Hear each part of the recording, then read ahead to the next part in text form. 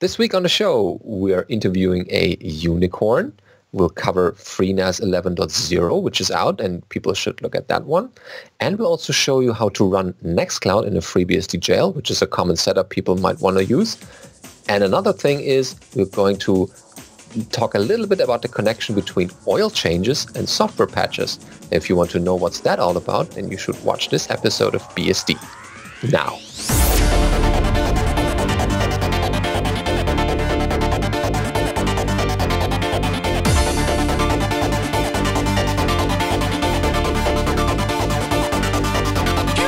BSD Now, episode 201, Skip Grep, Use Awk, recorded on the 5th of July 2017. Hi, I'm your host, Benedikt Reuschling. And I'm Alan Jude.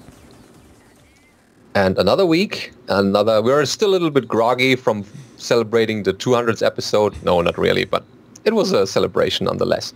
We have a great episode prepared for you this week, so we should get right into the news this week. We have cool headlines from the FreeNAS folks because apparently FreeNAS 11.0 is now here. So what's that about, Alan? Yes, so after several release candidates, the FreeNAS team has released version 11.0 of FreeNAS, which is based on the FreeBSD stable 11 branch. So it's actually somewhere between 11.0 and 11.1 of FreeBSD. Mm-hmm. But this brings a bunch of new virtualization features. You know, they have all the latest Beehive stuff this way, and the object storage features that people want, and it adds it all to FreeNAS, which is the world's most popular open source storage operating system. So on top of adding Beehive to the regular SAN and NAS workloads, jails, plugins, and letting you host web scale VMs on your FreeNAS box, it gives users an S3 compatible object storage system, which allows you to turn your FreeNAS box into something that looks like Amazon S3. So you can do local development, or basically run a cloud out of your home office or your basement or your real office or out of a data center. Yeah, your small company might use that internally. Cool stuff, yeah. FreeNAS 11 also introduces a beta version of their new administrative graphical interface. It's based on the Angular JS framework, and the FreeNAS team expects to have it be fully themable and feature complete in time for FreeNAS 11.1. Got some screenshots here. Definitely improved over the old FreeNAS UI from FreeNAS 9. The new GUI follows the same flow as the existing GUI, but it looks much nicer. For now, the FreeNAS team has released it as a beta form to get input from the FreeNAS community. The new GUI, as well as the classic GUI, are selectable at the login screen. So you can have the old one, or you can try the new one. And if something goes wrong with the new one, you can always fall back to the old one by just logging out and logging in and selecting the different option at the login prompt. Oh, that's good. So people can see what they like best and provide feedback. They can try the new one, work out the bugs, but if there is a problem, they are not stuck with it. Also new in FreeNAS 11 is the alert service page, which allows you to configure the system to send critical alerts from your FreeNAS to a bunch of popular applications, whether that be, put it in a channel on Slack, send it to PagerDuty to actually have it page someone, send it to AWS's alerting backend, HipChat to an InfluxDB, to Mattermost, which is an open source alternative to Slack, to OpsGenie, or to VictorOps. So now your FreeNAS can integrate with whatever alerting system you're already using for your operations team. FreeNAS 11 also has improved services menu that adds the ability to manage which services and applications are started when the FreeNAS boots up. Oh yeah, so great. You can see a much extended menu there. And they say that the FreeNAS community is large and vibrant, and they invite you to join them over at the FreeNAS forums or in the FreeNAS IRC channel. Yep, and people can download that from the freenas.org website and get the latest updates on their newsletter as well. So people should check out the FreeNAS release 11.0 and see how it works for them. I guess people have been looking for that for a long time because of the whole new features from Beehive, and the S3 stuff is new. People might want to play with that. Oh, that's cool. Yep. In the comments in the bottom, there are also some links for how to upgrade from your FreeNAS 910 or from FreeNAS Core L2 FreeNAS 11. Mm-hmm. Yeah, that's important for people because they already have data on it, and they might want to have a smooth transition ZFS to the is next. ZFS, so your data is always importable. Yep, and people can rest assured that this will be a smooth transition that way. Okay. So our next story is about building an IPSec gateway to the cloud using OpenBSD. Yep, that's a nice, not only a description, but it also includes commands, and so people can follow that and repeat the process here. So they start with private networks just released on Exascale, which is on the exascale.sch website. There are now more options to implement secure access to Exascale cloud infrastructure. While they still recommend the Bastion approach, as detailed in another article that's linked in the show notes, there are applications or systems which do not lend themselves well to working this way. In these cases, the next best thing... Yeah. If you're using Exascale as your host to build your cloud, then they now have private networking so you can connect multiple virtual machines together, which is nice. But if you want to be able to be on that private network from your workstation, which is not hosted at Exascale, right? It's at your house. Then you can either use the Bastion approach, where there's one machine that's exposed to the internet and you can SSH to it and then bounce on into the network. This tutorial describes how to do an IPSec gateway so that you put an OpenBSD VM at Exascale in front of your private network, and then you can create an IPSec tunnel to it that'll be encrypted and authenticated, and then your workstation or laptop or wherever it is on the internet will be able to connect to that OpenBSD box. Only you will be able to, and then you'll be able to access that private network, and you can use it to either bridge your host to that private network, or even bridge network to network. So you can say you connect your whole office and basically extend the LAN to the private network at the cloud provider. And all of this is very generic, so it'll apply to any cloud provider that you happen to be using where you have multiple hosts with a private network. Yeah, that's the backstory. So you want to build this IPSec gateway, and of course people know IPSec. That's a protocol which works directly at layer 3. It uses configuration to determine which network flows should be sent encrypted on the wire, and once IPSec is correctly configured, selected network flows are transparently encrypted, and applications do not need to modify anything to benefit from those secure traffic. Right. So in addition to just encrypting your traffic, the other thing IPSec does is actually authenticate the other end. So you can make sure that the packets you're getting actually came from the person you think they came from. So this way, with your gateway host that's going to be serving IPSec, it can make sure that it's actually talking to your real laptop that has the right keys, not just someone pretending to be you. So it deals with spoof packets and things like that as well. Yeah, that's an added benefit of IPSec, not just the encryption, but also the authentication that's going back and forth. The article continues with, to complicate matters a bit, IPSec may work under one of 3 modes. First is host-to-host, the second is host-to-network, and the third is network-to-network. And for the purposes of this actual article, they work under the following assumptions. Bless you. We want the host to network setup, so this one is the second approach here, or the second one listed, to provide access to cloud-hosted infrastructure from a desktop environment. And only stock tooling should be used on desktop environments, so no additional VPN clients should be needed. And there's a little hand-drawn diagram of how this should look like. I actually like those hand-drawn diagrams because you're so overfilled with all these perfectly aligned diagrams, and this is actually something you would draw on a whiteboard or on a piece of paper and figure this out before making it pretty. But yeah, the nice thing with using something like IPSec is that because it doesn't require a special client, if you are using some other computer or something like at a computer lab or the business center at a hotel or whatever, you can still usually make the IPSec connection without having to try to install a bunch of software that you might not be able to or whatever. And you never know what OS is going to be when you sit down at some other foreign computer. Yeah, that's a common scenario, like in a library or on a public building where you don't necessarily have the same security setup. Yeah, so in order to do this, you need to perform the following tasks to get the point where IPsec is configured. First, you configure the two, in this case, Linux hosts, but as Alan said, they are generic hosts. You can pretty much use any ones that you like. Like, in particular, these hosts don't even have to know that there's a VPN or IPsec going on. Yeah, you just have two hosts on this private network connected to the third host, which in this case is an OpenBSD machine, and it's going to extend that over. And then, of course, you also have a client, like your laptop could be any laptop. In this case, it's an Apple laptop, but it doesn't care. It doesn't matter much in this case.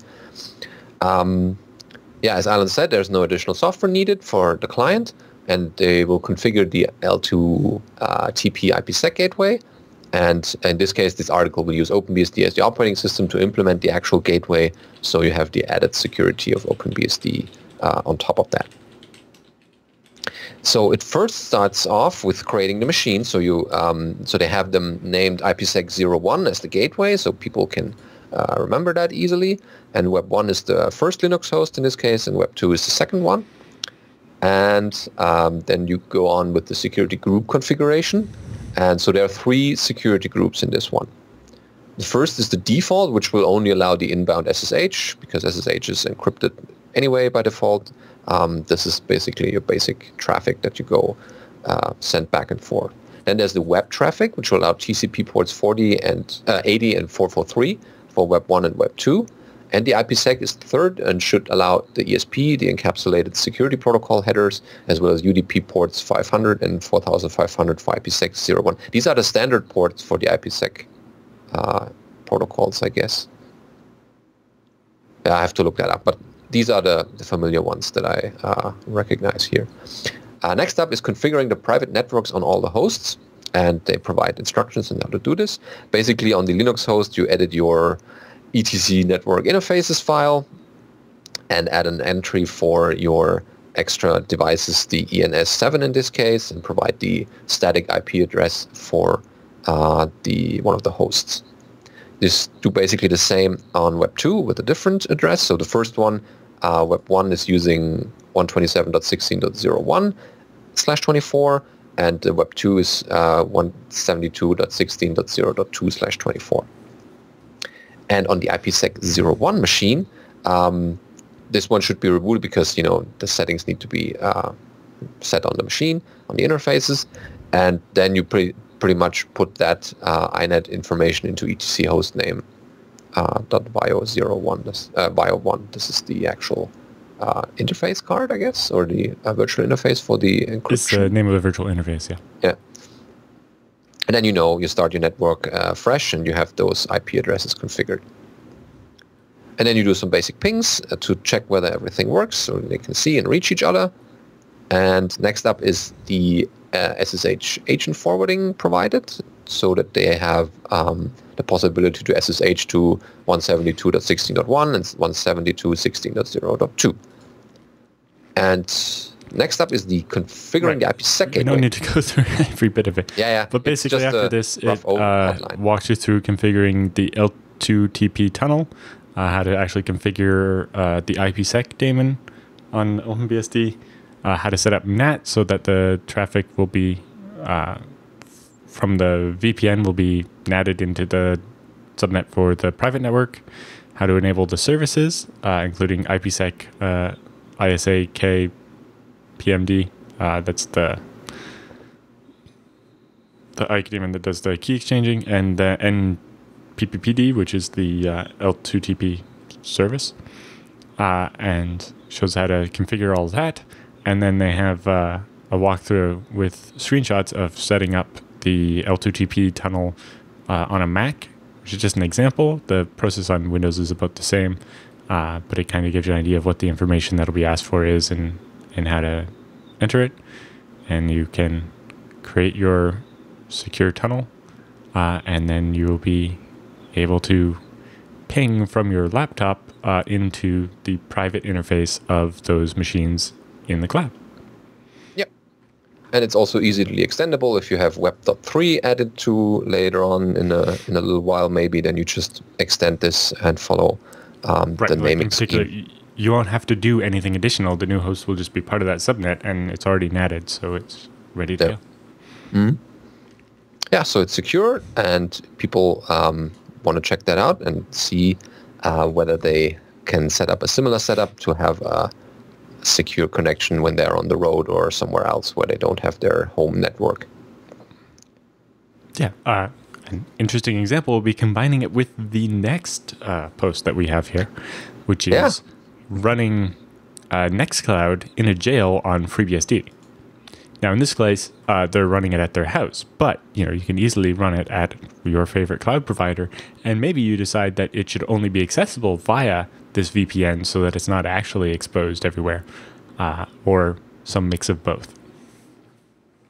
Yep. So in this post, the poster recently set up Nextcloud 12 inside of a FreeBSD jail in order to allow them to access files they might need while they're away at university.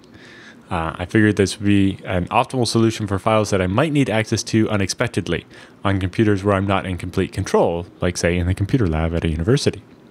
So my Nextcloud instance is externally accessible, yet if someone were to break into it because, it's web software, maybe there's a bug, then they would be trapped inside the FreeBSD jail, and he could rest easy knowing that they wouldn't have access to the rest of the host server. So he chronicled the setup process, including setting up the jails with IOCage, setting up HTTPS with Let's Encrypt, and the full setup of the web stack. Yep. They point out that Nextcloud has a variety of features, including calendar synchronization, email, collaborative editing, and even video conferencing. They haven't played with most of those features, and in their case, I think they're even using SyncThing to do the file syncing, not Nextcloud.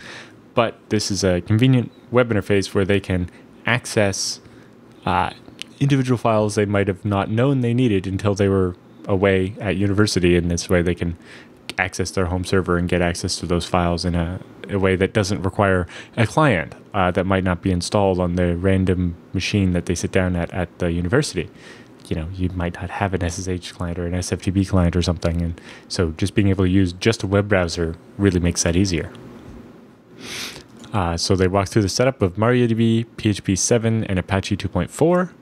They say they manage the jails using IOCage. In terms of a jail manager, it's a fairly new player in the game of jail management, but it's being very actively developed. It recently was completed its rewrite into Python, and while the new code in the background may be different, the user interface is the same, so if you've ever used it before, you'll be comfortable with it. They also point out that there is the fork IO cell if you want the traditional version as well. That was written in shell.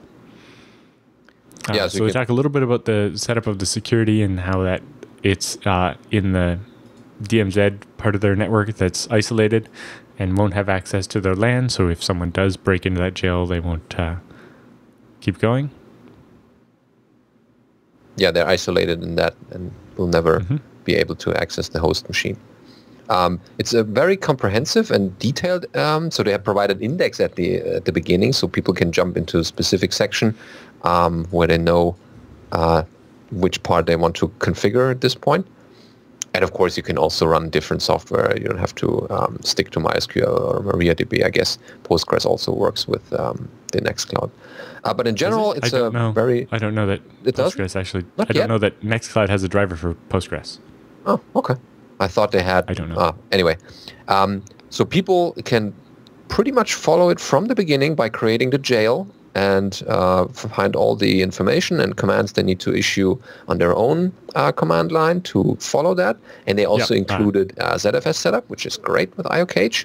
Yep. The nice thing they did here is they show the command that you would run, but they also explain what each of the options are and why they're set that way. Yeah. So it's not just a dry, boring how-to where you just well, it's not just enter stuff. Type in this magic incantation. It's actually explaining what's happening. Mm-hmm.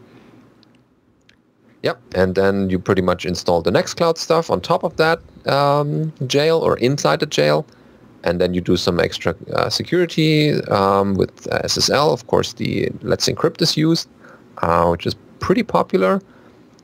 And then you have also some other configuration like the cron jobs to set up the periodic scripts that should run, and the web server is being installed. So there's a whole bunch of information in here people can either take directly or adapt it to their own needs and make some changes here and there. And at the end, you have a pretty much... So they mentioned also that they actually didn't install this on their storage server. They're using NFS to mount the actual files onto the machine and into the jail where the Nextcloud is happening. So they show how they did that. Obviously, that's not a requirement. You can easily store the files in the Nextcloud or whatever. But I would recommend doing like what they did here.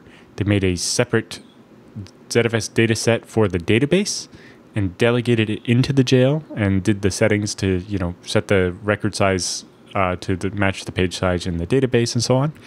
And you could do the same thing for the Nextcloud directory where you're actually going to put your files that you're going to store in there.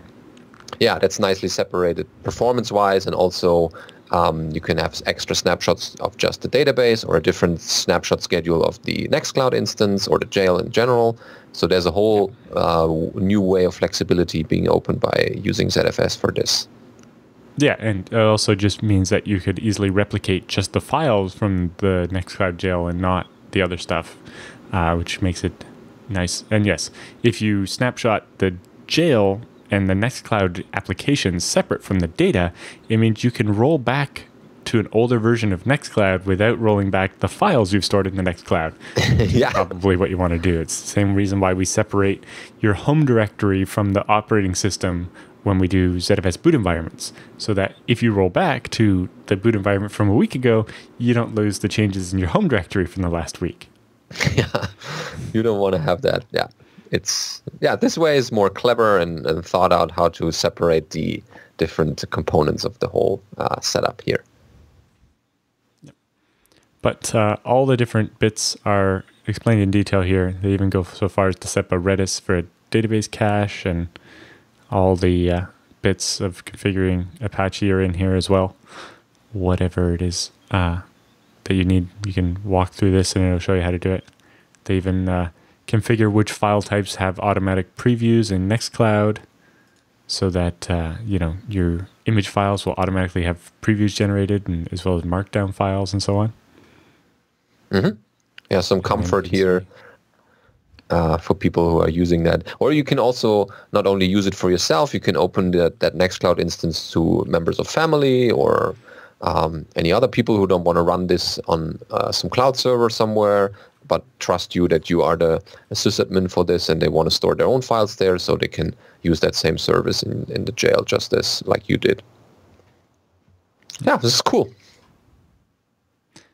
So the last one we have in the top section of the show today is an interesting historical look back at Peter Hessler's first OpenBSD hackathon. Yeah, and you can find this on bat.network, which is a nice URL. Yes, a great host name for his blog. So he starts with, this is a story about encouragement. Every time I use the word I, you should think I as in me, not I as in the author. Okay, so that's important to remember.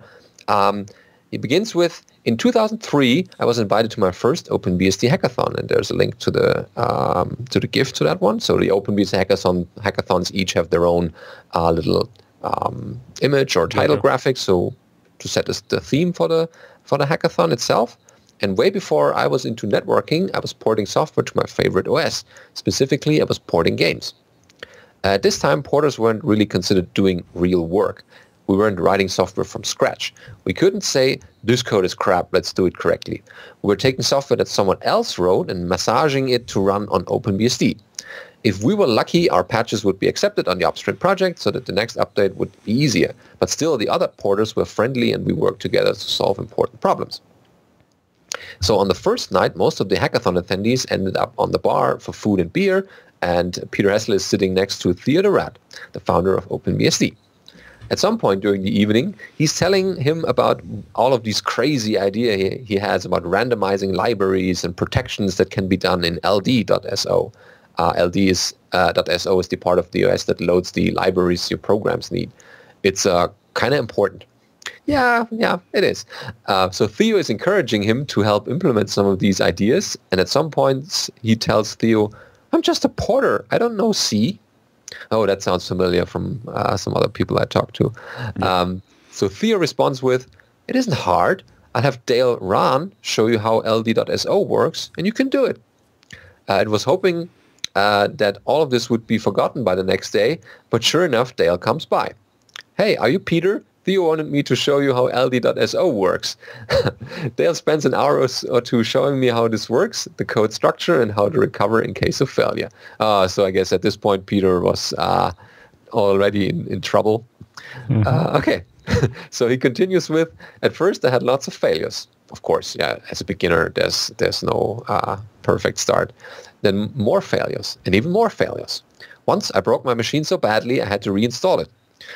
I learned a lot about how an OS works during this, but I eventually started doing changes without it breaking, and some even did what I wanted. Wow, that's even better. By the end of the hackathon, I had came up with a useful patch that was committed as part of a larger change. I was nobody. With some encouragement, even liquid courage to override my imposter syndrome, and a few hours of mentoring, I'm now doing this big project. Next time you're sitting at a table with someone new to your field, ask yourself, how can I encourage them?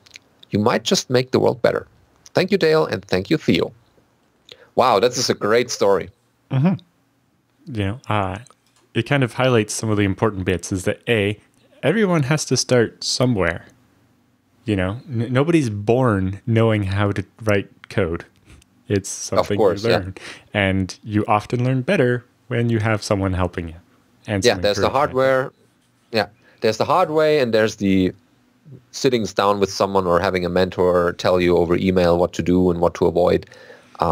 That's a great way. And I see this at many of the BSD conferences where you just see people in the hallway sitting each other or in a quiet corner and just work on two laptops or showing each other stuff. I think what people don't seem to realize is that even think of the best coder as at some point at a conference, they've been the one looking for help and somebody else has helped them. Asking for help isn't something that means automatically that you're, not a very good programmer or something. I've helped people that are much, much smarter than me. It's just everyone can't know everything. And so, they're an expert in their area and, you can be an expert in yours. It's one of the things that sets the BSDs apart from a certain other open source operating system, is that it has this welcoming community and this tradition of mentorship, and not just being like, oh, your code's not good enough, go away. It's, let me help you work on this, and how do we get this to where it is. And, at the same time, like if you look at this story with Peter, sure, someone else in the OpenBSD project could have written the bits that Peter wrote, and probably could have done it a lot more quickly. But because they took the time to mentor Peter and teach him how to do it and get him to do it, they gained an extra committer. Yeah. And, that's oftentimes all that it takes is that little bit of helping the person over that first big step and showing them that they're a valuable part of the community, and then suddenly you just unleash them. Yeah. And I mean, people also move on. It's not just that Peter is dwelling on this ld.so stuff. So he moved to other areas and found new mentors there, and probably taught a bunch of other people his stuff that he knows. And this way there's kind of a snowball system. You teach other people, they teach you. There's a whole give and take, and people will happily help you if you just ask the right questions. Or just this one big problem I always wanted to know is maybe 5 minutes talking away with this one guy who will teach you, you need to take care of this, and these are the parts you need to be aware of, and all of a sudden you got it. Yep. So if you're interested in working on one of the BSDs, don't be afraid to reach out, even to the show here, and we can try to help you find a mentor in your particular area. Although the most common one we get when people are looking for something like this is they want to do something with one of the BSDs, but they don't know what area or what they actually want to do. And then it's a little more difficult. But in general, you just have to try some things and try a few different things and see what type of work you're actually interested in doing. What bits of computer science are actually interesting to you. I've kind of been all over the place. I've been looking at a bunch of different things and it turns out I'm interested in a bunch of very different things. But working at open source is fun, but it can also be a bit tiring. And so it's important that you pick an area that you're really excited about so that you can overcome that, I'm doing all this work and it's, sometimes it's also a time issue. If you don't have time to work on it, you don't have to. Exactly. You have to find something that gets you excited enough that you make time to work on it. I wasn't all that interested in getting the EFI bits to work the other day, but I tried it out and it was almost working, but not quite. And I was digging into it, and I spent 4 evenings banging my head against this particular X220 until I got it working and realized that most of the brokenness was caused by a bug I thought I fixed, but I actually made it worse. So go back to undo the second thing you did, and then almost everything works after that.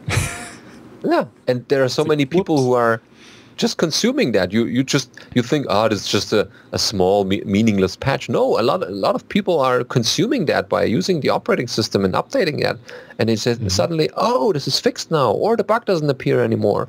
And this is a really great feeling to help these people you never probably met before or are not going to meet any time soon, but they are happy that they can now boot their laptops with EFI or even encrypted disks and all that. Yep. So there's a lot of stuff you can do and have an impact on. But in particular, if you like the BSDs and would like them to stay around, then you should get involved, because we need as many people as we can working on the operating system in order to keep making it better. Yeah, there's never everything done. No one is diversified. There's so many more areas in the system now than there were when the project started in the 90s. It wouldn't be possible for the 15 people that were the core of the original project to maintain what we have now, even if they had all the free time they had back in the 90s. It's just too big now.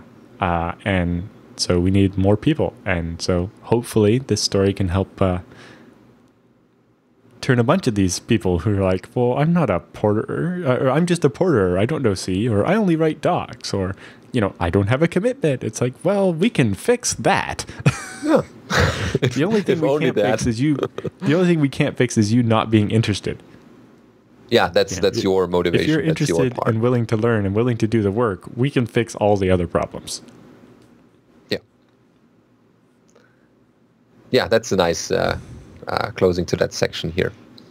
Yep. So, this week's episode is brought to you by DigitalOcean.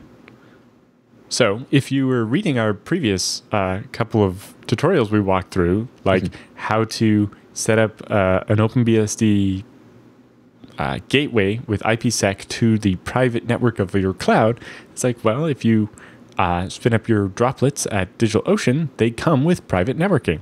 You just check the extra box when you're spinning it up, and a second interface will magically appear in the droplets when you create them, and you'll be able to have private traffic going between your VMs and not over the internet.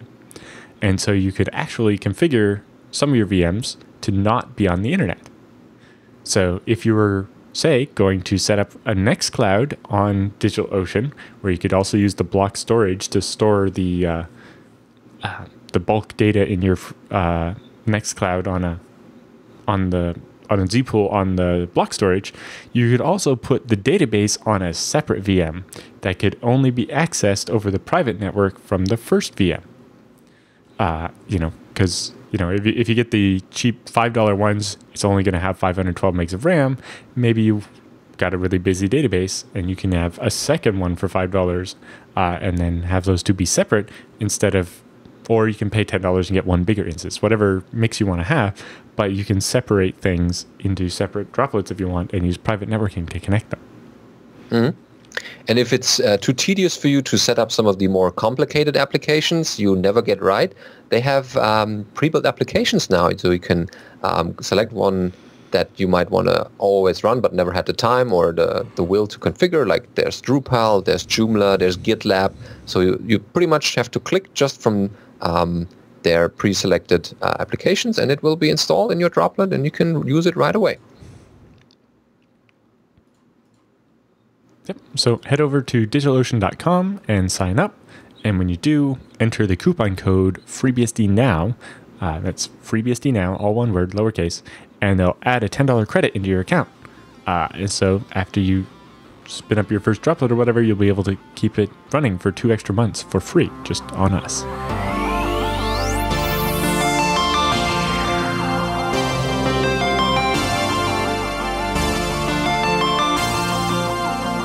This week on the show, we have Dan McDonald, also known as Dan Boyd, in our little interview section here.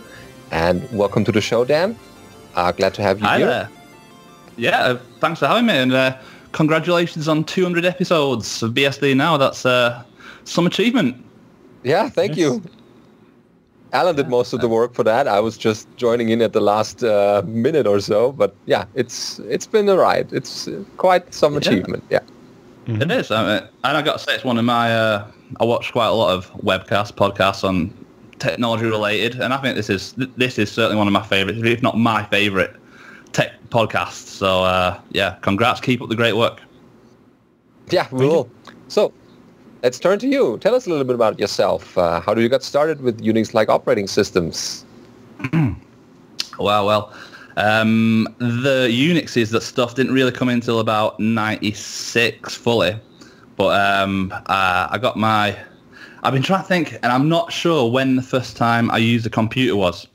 Now I've always had a console, because I've got the original Atari 2600 with a fake wood paneling.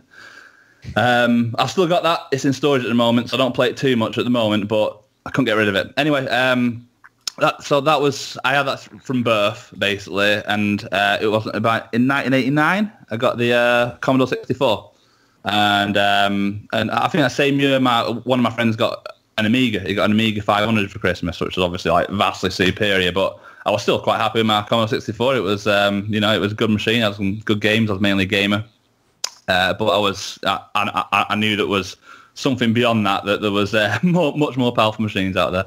But it was the Amiga. That was my first experience to like the command line, basically, through Amiga DOS. I didn't really do a whole lot. I didn't do any like scripting or anything like that, or I didn't write any programs for the Amiga. It was mainly a gaming machine for me, but I did through messing around with certain utilities or having to format disks or whatever it was. That was my first experience to the command line, really, before MS-DOS, which was when I think I first saw a PC in about 92 when my friend's dad, he had a 286 at the time. I think that was 640k maybe, and of course they ended up getting Wolfenstein when that came out, and that was a turning point in computing for many people, I think.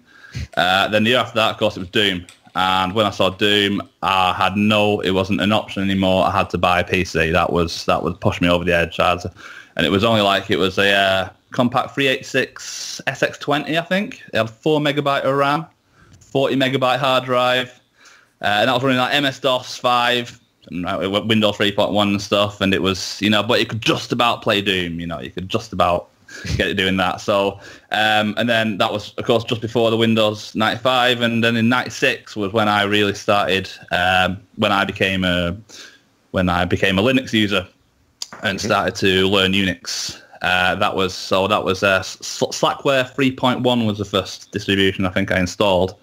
and I bought it I ordered it as a CD-ROM that got sent to me in the post, and I like Linux 1.2.13, and I have memories of having to write my own script that I actually typed out because I didn't know Bash at the time, and I typed out all the commands just to connect to dial-up internet to download new source for programs, and I had to compile everything. And wow, it was tough times back then. But I'm glad I did it. And basically after that PC part in about '96, when I got my when I started using Linux, I'd say it was just a series of progressively better PCs up until I got the Sharp Zorus in 2005.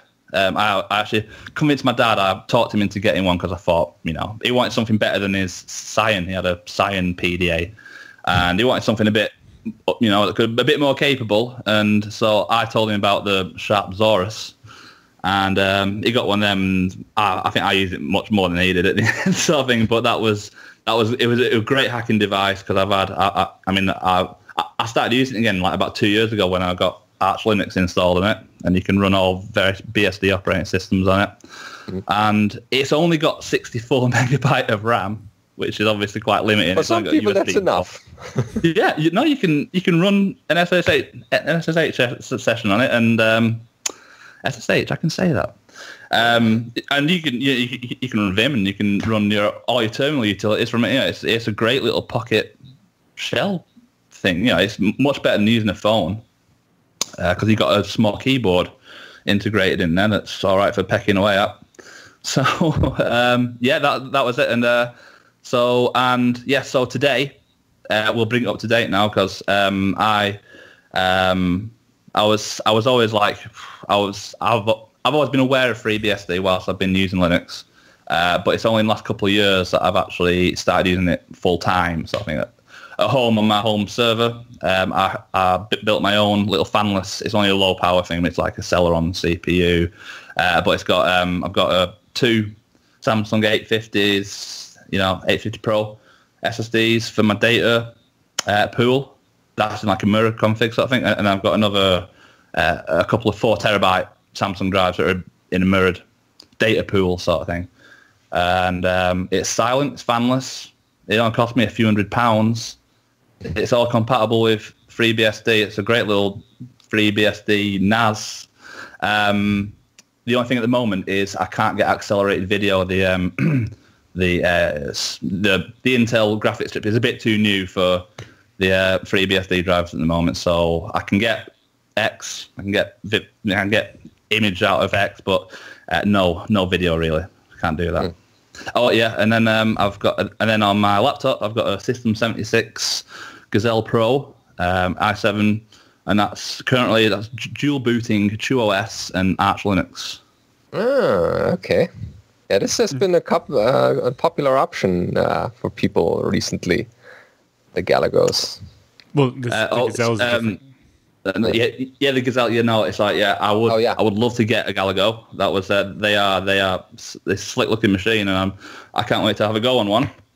But maybe when there's a good chance that'll be my next laptop. I don't know anything else. Is there any maybe IX will come out with something that'll compete with the Galago? That'd be nice. Who knows? Yeah. So that's my current config. Right, so you kind of covered it a bit already, but how did you actually first get introduced to BSD? Yeah, I think the first time I ever saw any mention of BSD was, it was the same way I found out about Linux, I believe. There was a CD-ROM manufacturer called Walnut Creek who used to advertise in the British computer magazines, and you used to be able to order, I think they got shipped from the States. Or there might have been a UK distributor too, to be honest. But so that was where I saw about Slackware. That's where I ordered my Slackware installation CD. And at the time, then they were also selling FreeBSD, I think, OpenBSD CDs. But I never bought one from them. It was, I think the first time I tried FreeBSD or any BSD was probably Frisbee. I downloaded a Frisbee Live CD that would have been in the early 2000s or something like that, I think. And just booted it and went, ooh, wow, FreeBSD, cool. And then I don't think I ever installed it. And then between then I have regularly checked out like PCBSD. I've been checking out now and again. Every year or two I'd have a go and see where it's up to. But it's only within the last couple of months. It was about 2 months ago now that I decided, right, I'm going to have a real good go at making FreeBSD, well, TrueOS, my main desktop operating system at home. And it's going well so far. Yeah. Okay. And as an aside, I don't think I've actually met any FreeBSD users yet.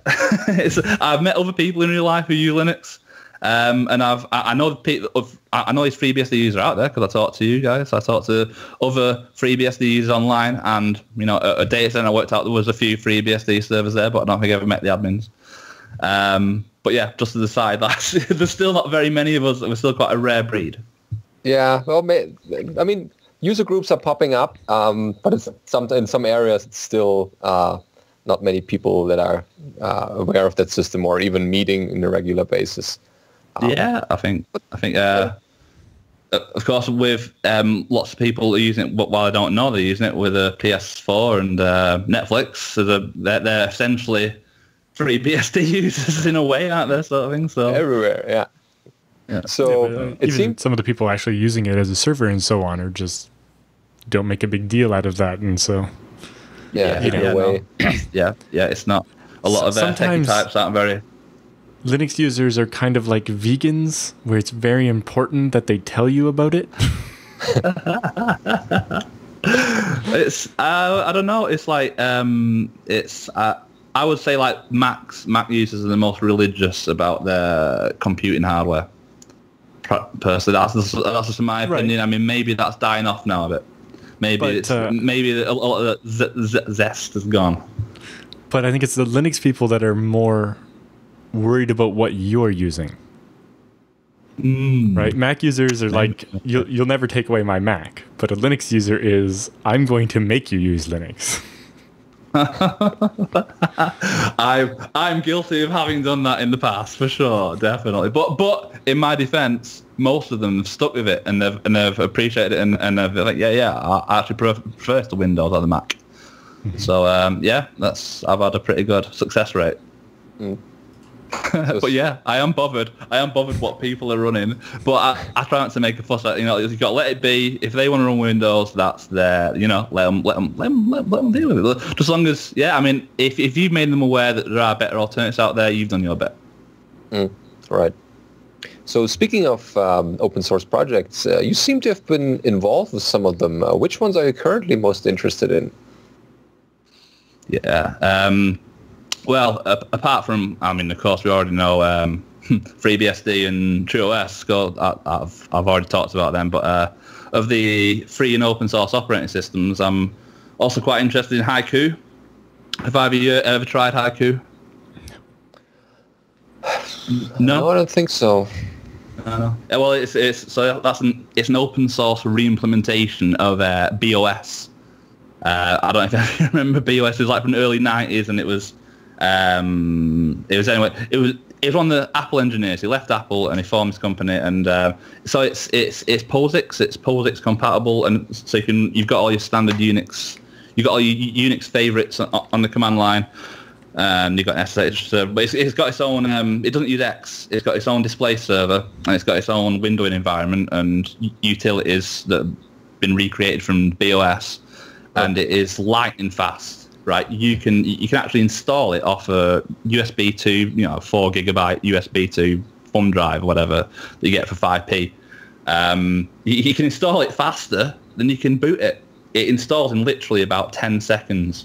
It's amazing, and that includes all your GCC and all your standard tools, and you get your text editors and stuff like that. You get a full basic OS in like about 10 seconds. It's amazing. There's also Redux, which I've not tried it, but I find really interesting. This is the OS that's fully implemented in Rust. All the kernel and all the user land, everything, it's all wrote in Rust. So they're starting from scratch, but it's already, consider it's only been around for 18 months, it's maybe 2 years, not even that. It's already made some good progress, so that's very interesting project, I feel. Spreed, which I was hoping I've installed Windows just to appear on this show, just so I could use Skype, so we could use the video conferencing feature of Skype. That has to end.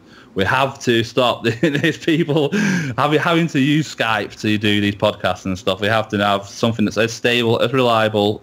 And so Spreed is one of these potential alternatives at the moment right now. And Alan, was it Talkie.io could potentially be another one. I want to try Spreed. I've got to try that out. Godot? Have you ever heard of Godot? No. Godot.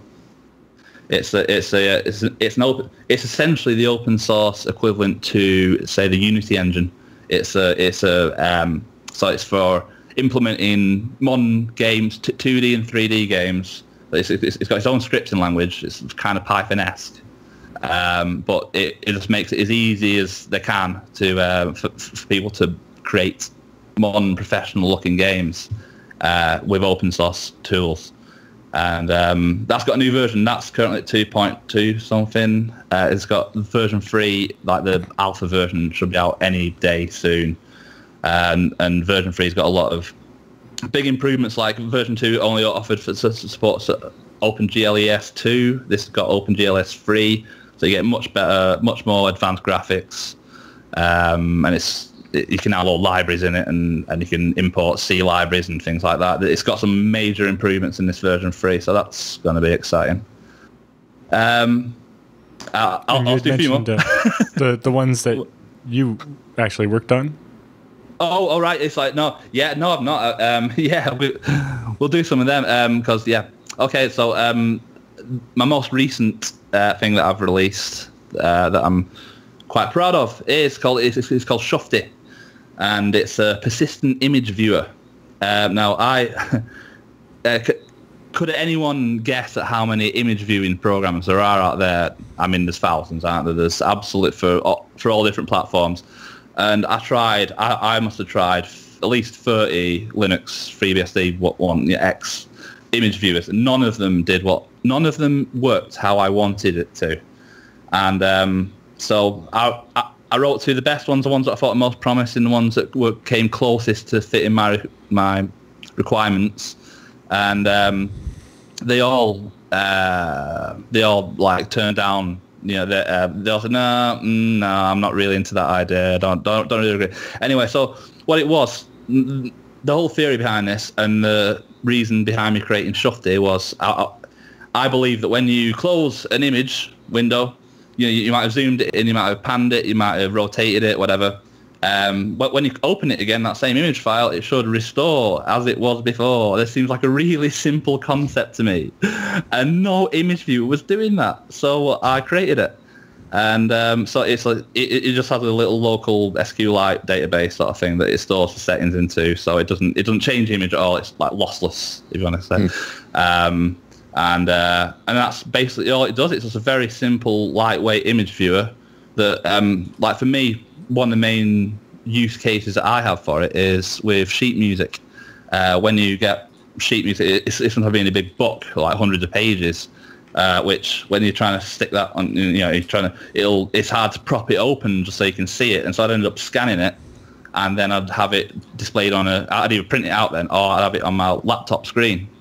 And so instead of because then when I close it, when I zoom into the bars that I'm practicing at the moment, then when I close it again, when I open it next time, it'll be zoomed in on the same part of the image, as it was before. Right. And that seems how all image views should work. So I'm hoping now that I've done this, that the other image viewers for the GNOME image viewer, the KD image viewer, the Mate image viewer, and so on and so forth, will go, oh yeah, it works. It's a good idea that, and then it'll become a standard feature hopefully for image viewers.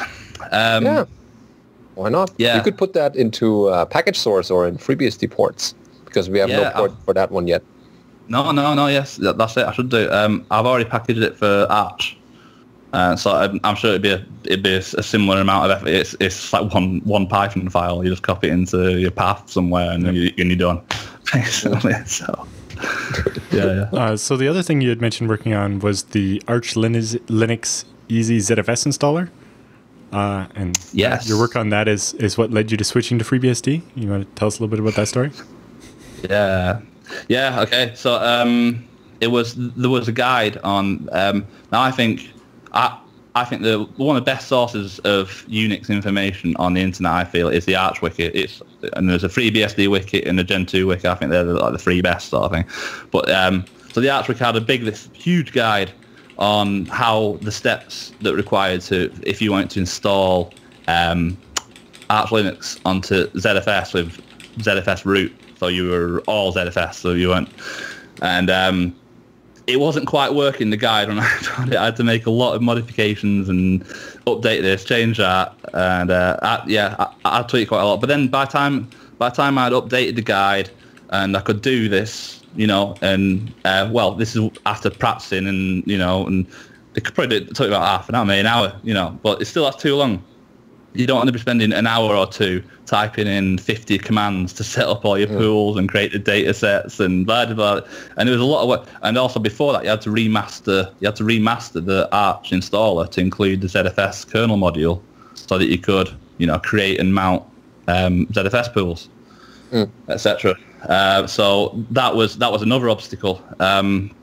So I wrote just a shell script just to automate the whole process. Now it works, but as it is, it can only handle single drive and mirror configurations, and it's got no RAID Z support whatsoever, and it's a very simple script. You get almost, you get the minimal amount of options sort of thing. But that's it. It's to save. It is just for people who want to just give ZFS a go under Linux, and they don't want any fancy configuration. They've got a single drive or they've got a dual drive config, they want a mirror config, and that's it. It's just like they can be done in 5 minutes instead of 2 hours if they're lucky and all the commands work, but yeah, so I kind of gave up on that because through laziness, really.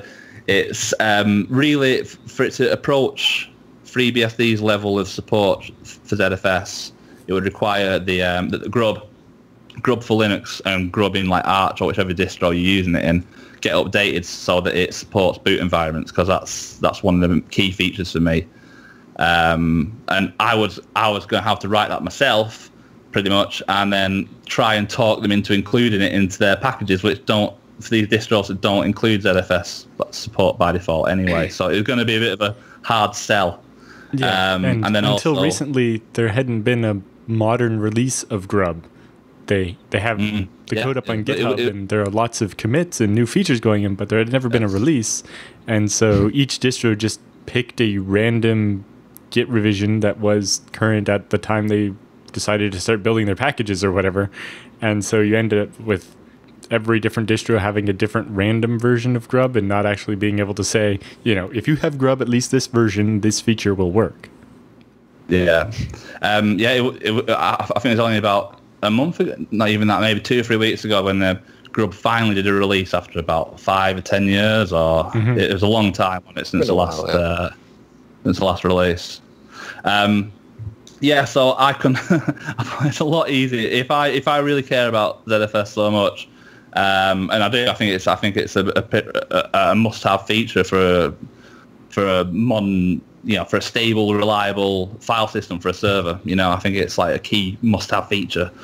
Then I'm best off switching to FreeBSD, where I get proper upstream support for ZFS. So that was definitely a big decider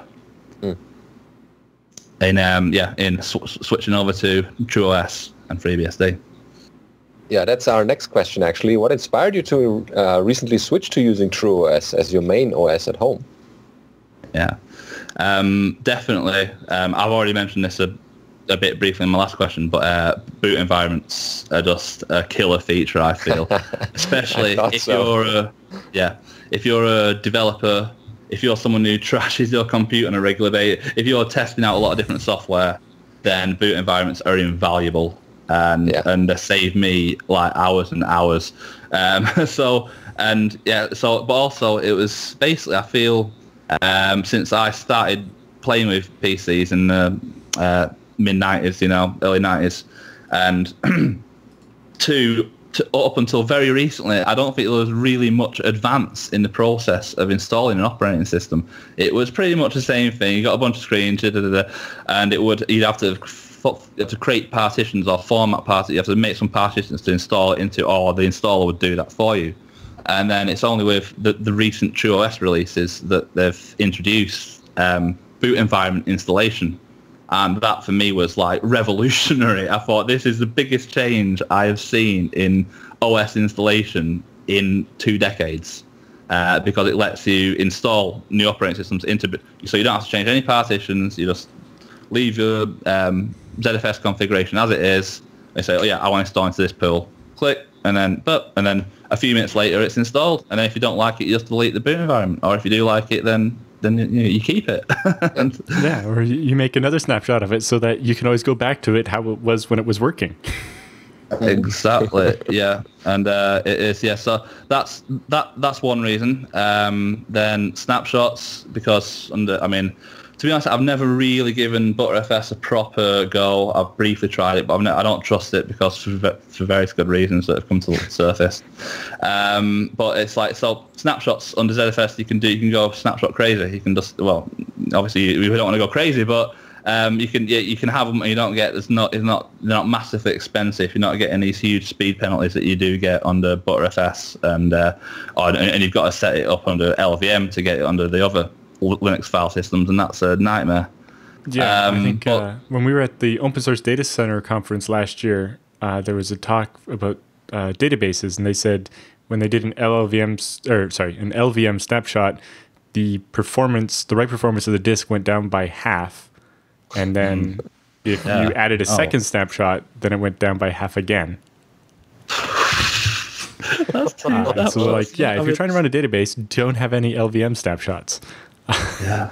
Whereas with ZFS, the number of snapshots you have doesn't impact performance except for the operation where you're trying to get a list of all of those snapshots. But your read and write speed are not impacted in any way by if you have 0 snapshots, 1 snapshots, or 10,000 snapshots. That's what matters. That's much more important, yeah. And then also, for me, I do quite a lot of audio stuff. I've been quite heavily involved in the free and open source audio production scene for a while now, and I much prefer. Linux used to use the open sound system OSS a long time ago, about 15 years ago or something like that, and then it switched to ALSA because licensing issues at the time, which has since been resolved.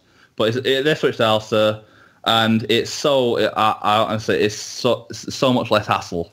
OSS is a lot easier. It just works much more a lot easier, in my opinion, certainly, than ALSA does. It's just then, like for example, under Linux, if you want to set it up so you can run anything with Jack alongside anything else, like a Pulse Audio app or ALSA app sort of thing, it takes you got to really know a lot of voodoo and black magic to get that to work. But under FreeBSD, that just works. It's just you can be streaming, you can be playing videos in Firefox, and you can have Jack running, and it just works. There's no sacrificing of animals or anything. There's no so it's brilliant. So OSS, it's nice to have that back, and for anyone who is using multiple sound devices, they're doing audio production of any form, music, whatever. If you can get by with open source tools like Ada and Linux Sampler, whatever, then you could well switch to FreeBSD and just have a much easier time. Yeah, that's about the third different person I've talked to that's really into audio engineering stuff on FreeBSD because of the latency of the audio subsystem. Yeah, that's it. It's got a lower latency kernel by default than the Linux kernel has, which you've got to patch you've got to use a custom kernel patch for real time to get that sort of latency under Linux, and so it's less hassle there too. And So I was going to. I was on the topic of audio. Oh yeah, but Linux has the advantage that there are now quite a few, an increasing number of non-open source, non-free music applications like Bitwig and Reaper. And there's what's it called? Traction. It's got a new name now. It's called Tracks or something. And there's a few plugins. So there is, and to be honest, they are. Some would say, yeah, they do have capabilities. They can do things that the open source alternatives can't. They do, yeah. And some people appreciate that. So and to be honest, that's one of the main reasons that I'm still dual booting with Linux is because I want to use like Reaper. And some of the UHE plugins. We've now got some of the best soft synth plugins that you can get for any platform. You can get them for Linux now. They're in beta, depending if you're American or English. They are in beta now, and but they're already fully, they're working well, and this is giving many musicians a chance to ditch Windows or the Mac. So it's good. Oh, indeed. Yeah. So, did you have any other thoughts on TrueOS? Yeah, well, I've been giving them lots of feedback over. I've been hammering them. I think they probably want me to stop now, but I've given lots of feedback over the last few weeks since I've trying to switch. And mainly to do with the installation and the support for advanced partitioning during the installation. I had to kind of work that out. There's a few kinks there that have got to be resolved. I don't think it really supported it. I don't think anyone else has tested it properly. That's the impression I get, but yeah, hopefully they get that ironed out soon. And with TrueOS, yes, I think it comes with Life Preserver, and it's coming with Life Preserver for a while now. I think that would be a killer. I've been trying to get it to work unsuccessfully with my FreeBSD 11 server. I think most people, and indeed the manual describes using it with a FreeNAS plugin. I've not tried FreeNAS yet. I'm sure it's brilliant. I do want to, but I wanted to. It should work with my FreeNAS server. With my FreeBSD server, and I haven't been able to get it to work yet. It seems that the graphical tool for Life Preserver are a bit lacking in feedback yet. They don't really give you much when you try syncing, when you try initializing or syncing a data set. It doesn't say anything. It doesn't say yes, failed, or connection problem. It doesn't say anything. It just nothing happens. So I'm not. If that worked, with a few improvements to Life Preserver, I think it'd be a killer app for TrueOS. I think it'd be if it worked. If it gives more feedback, if the UI gets a bit fleshed out a bit more and better documentation for it, I think that's a killer app for TrueOS. Being able to easily back up and restore your full desktop OS to your NAS is just that's a feature that everyone wants. Yeah. If that works, if that works smoothly, it's going to be a killer feature. It's going to be a killer app, that I feel. What else? I was just let me check my notes. Sorry. Continue. The next question I was going to ask was about your experience using ZFS across operating systems. Actually, moving data between operating systems. Yeah, I haven't really done. Ideally I would use ZFS all the time for everything, for all my drives. But the unfortunate fact is that I'm not using, like in work, for example, I'm not using FreeBSD anywhere in work, so it'd be difficult to mount a ZFS drive. And so I've got one of my external drives formatted ZFS and the other NTFS, just because the cross-platform accessibility of it. So I would love to see. Would there be anything stopping Microsoft? I mean, they wouldn't do it, but could they? I mean, I think they could. I think they could probably license it off Oracle. They could license ZFS and then have it in Windows. I mean, they'd never do that, but that'd be interesting. And then I'm sure Apple could probably do the same. They've got more money than God, so they could probably say, "Hey, Oracle, can we license?" There is a port of OpenZFS to OS X, so you can actually get it as a third-party thing. So Apple almost had it as a thing supported by Apple, but then something went for and how well maintained is it? So the OpenZFS on OS X is quite up to date and works well. What apparently happened with Apple having official support for ZFS was that the CEO of Sun announced it first. And Steve Jobs is like, no, I announce everything first, so we're just not going to do that. Now they're pushing their I don't know if that's IPFS. what happened, but that's what the story is. Yeah, I remember hearing it could be, It's very likely. But it's sad that we were this close to having ZFS make it into a commercial OS and everybody being exposed to it. I'll have to see how IPFS goes. And there were some articles this week about people who managed to lock themselves out of their APFS and so on. So, all back to the beginning. I think it's not got feature parity though, has it? With ZFS, they check only the metadata, not the data, and it's in a Mac generally you don't have much redundancy. There's no second drive or a way for you to add a second drive. Yeah, I've not heard anything, any kind of boot environment to like feature yet for OS 10. What's called High Sierra. Which is the worst software existing name I've heard. But it's like it is great. I'm happy to see Apple moving away from HFS Plus because that was a joke. That was a joke, beyond a joke. It wasn't funny. It wasn't funny for about 2 decades.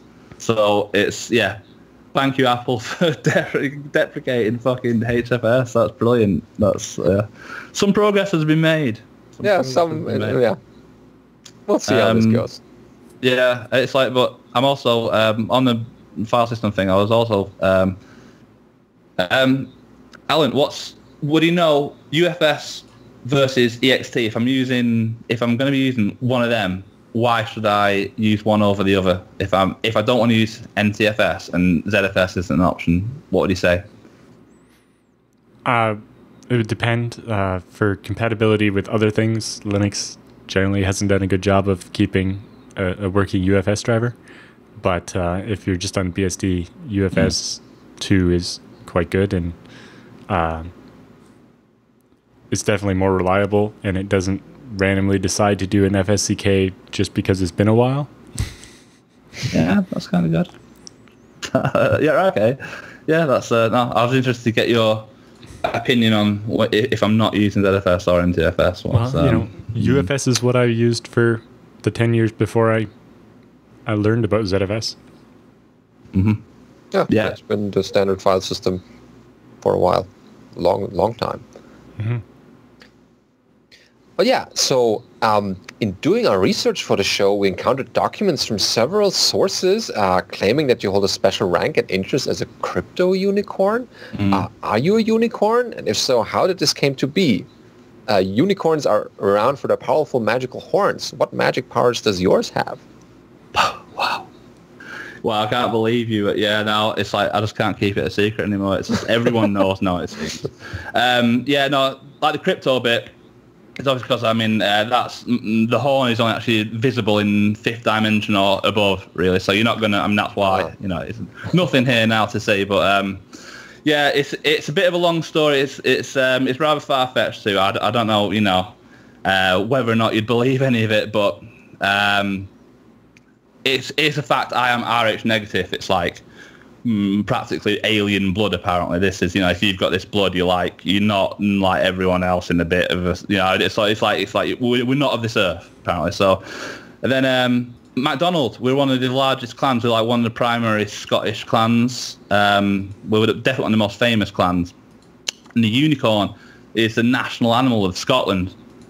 So if you kind of mash all this together and you go back to say the 12th century or something, we're going back a way in. Now we got the ancient druids, basically. They got this magical pact with the Valons to create a unicorn for the end times. and here I am. This is what I'm doing. I'm here to save you all from fucking shit music and shit technology, and that's it. So I am serving a purpose. So. Okay. So what keeps you motivated to work on open source stuff? Well, I think open source, it's quite a unique way of working, and I think it's providing society and humanity a good model for cooperative work, for achieving great complex tasks in a distributed manner without any real finance, without any corporate backing in many cases. Well, corporate backing does help sometimes, but so anyway. But the fact is that you can create something that everyone can access, everyone can benefit from. So you write some code, it can be uploaded to one of these many repositories or servers out there, and then everyone can download that. Everyone benefits every time someone fixes a bug. Every time someone releases a new program, it's open source. Everyone benefits, and so for me, that's always been a valuable aspect to it. It's knowing that it's not like if I create something out of wood, then I could sell it to someone and they'd have it and then they could enjoy it, but no one else could. That doesn't apply to open source code and software. So that's always, and then also, I think Linux and FreeBSD, they've won the data set, they've won the servers. They own it, no competition there, and in supercomputing and then also in embedded. But the desktop, there's still people using the Mac and using Windows, and it really, they've both gone downhill. OS 10 peaked with like Snow Leopard, essentially. That's the opinion of many Mac users. And then many Windows users would say that Windows 7 or Windows XP or Windows 2000 was the best Windows, and it's not as good as it was anymore, because they get it's all advertised. It's trying to get all this data. It's all this telemetry, all this marketing data, trying to sell things all the time, And then with Mac OS, it's the iOSification of Mac OS, and it's dumbing it down, and they're trying to hide things from people who know what they're doing, etc., etc. Whereas the open source operating systems are going from strength to strength, with us getting better and better, because if it's crap, then we won't have it, and then we'll go and fork it, and we'll go and use whatever we want to use, So it's it's like, hopefully within the next 5 or 10 years, almost no one will have to say, oh, I've got to boot, I've still got to use my Mac because, or I've still got to use Windows because, and we'll have more people running FreeBSD, TrueOS, or Linux, or any open source operating system. It'll be a more prevalent thing. So that's what's been spurring me on for the last 2 decades. Is I want to see people be able to use their computers as they want to use them, without having to pay for it or feel that they've got to work around the restrictions and duck under these fences and try and crack it and all this, silly. Yeah, it took some time to build up this kind of competition, to have like all the software that the commercial operating systems were using. But there are so many alternatives now, people can just pick and choose what they like and go with that. Yeah, I think the number of things that I can't do under Linux or TrueOS is very, very slim now. It's like there's good software for doing almost every common computing task. There's good free and open source software for doing almost everything now. There's very few excuses, and so we are getting good. We're getting some decent high-end audio and video software being ported too. So it's looking up. Yep. So are you going to any open source conferences or any other conferences? The only one that I've got planned this year is OggCamp, which I believe is in Canterbury. I think it's on the... I've not been before. This is going to be my first time going to OggCamp, but I've heard about it. It sounds like a good event. So that's on August 19th and 20th in Canterbury. So yeah, So hopefully I'll see some of the listeners, some of the viewers there. And then it's like you know what? I'm not sure if we have any bugs in. Is there a London bug that you know of, guys? Yep, there's a London BSD meetup. I think it's at the end of each month. Each month, right? So I had the notes from last month's meeting a week or two ago on the show. Okay, right. I probably Savan Janian from FreeBSD and NetBSD project is one of the organizers. Oh, brilliant! Yeah, well, I'll have to make it along to some of the bugs sometime when I've got an interest in. I'm sure there will be something that'll interest me soon. So I'll have to try and get along to one of them. BSD Con is in Paris this year, near the end of September. All right. Okay. Oh, wow. Hundreds of BSD people there to meet. Oh, well, yeah. Cambridge, sounds maybe? great. It's that's a bit nearer. That would be easier certainly. So BSD Can, is it Cam? BSD Cam? Yeah, in the first week of August. The Cambridge one is the beginning of August, but EuroBSD Con is the end of September. Mm-hmm. See what we're doing? Yeah. Sorry? See what we're doing? Trying to... It's good. That's what you're supposed to do. And it's like, I do fully intend to, I will have to check out, I'm pretty new to BSD, to be honest, but it's like, it looks like I'll be sticking around. So it would make sense to meet up with some local users, because I'll say I've never actually met. I've only know of them. I only know of BSD users through the internet. I've never actually met. So I'm a FreeBSD user. No, it hasn't happened. But hopefully that'll become a more common thing. Yep. Yeah. Was there anything else you wanted to mention before we let you go? Oh,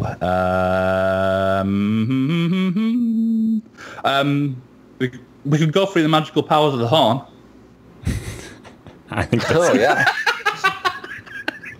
we could do that. Yeah, I mean, I got a bit sick of this sort of rainbow request. You know, the shit in rainbows. I was really tired. I've heard it so much, and I don't want to do it anymore. So, but I can turn lead into Bitcoin. It can sous vide, and it can like juice. You know, it's a juicer, doubles up as a juicer. The Capri Suns. Do you know the Capri Sun juices? They're like, I can open them without spilling. That's a skill. Yeah, I know. It's really good, that one. It's got an 8K holographic 3D projector. It's got a 5G data connection, and I can balance on it perfectly forever, like on the horn. And if I want total mind control of everyone on the earth, serious stuff. Like the Hypnotoad? Okay.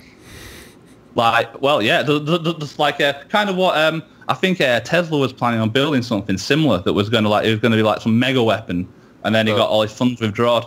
But it was kind of similar to what I can achieve with the horn. Okay.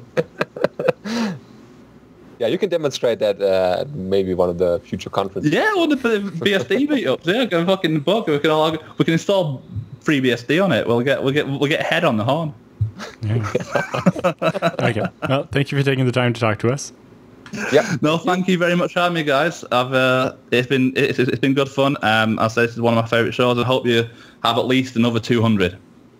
Oh yeah. At least. For sure. Work.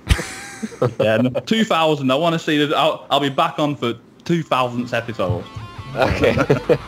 That works. Brilliant, guys. Thank you very much. Yep. Thank you.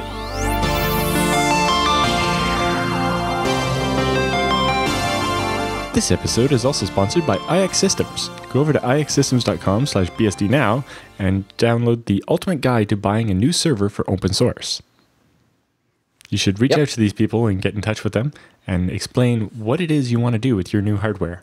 You know, so we need a new server to be a database. Okay, well then you're going to want this kind of SSD, or maybe even NVMe, or we're building a server that we want to do for cold storage, so we need as much storage as possible without breaking the budget. It's like, okay, well, you this. Or like, we want to have a S-Log and L2 ARC. And it's like, okay, but you don't want the same SSD for both. You want different kinds.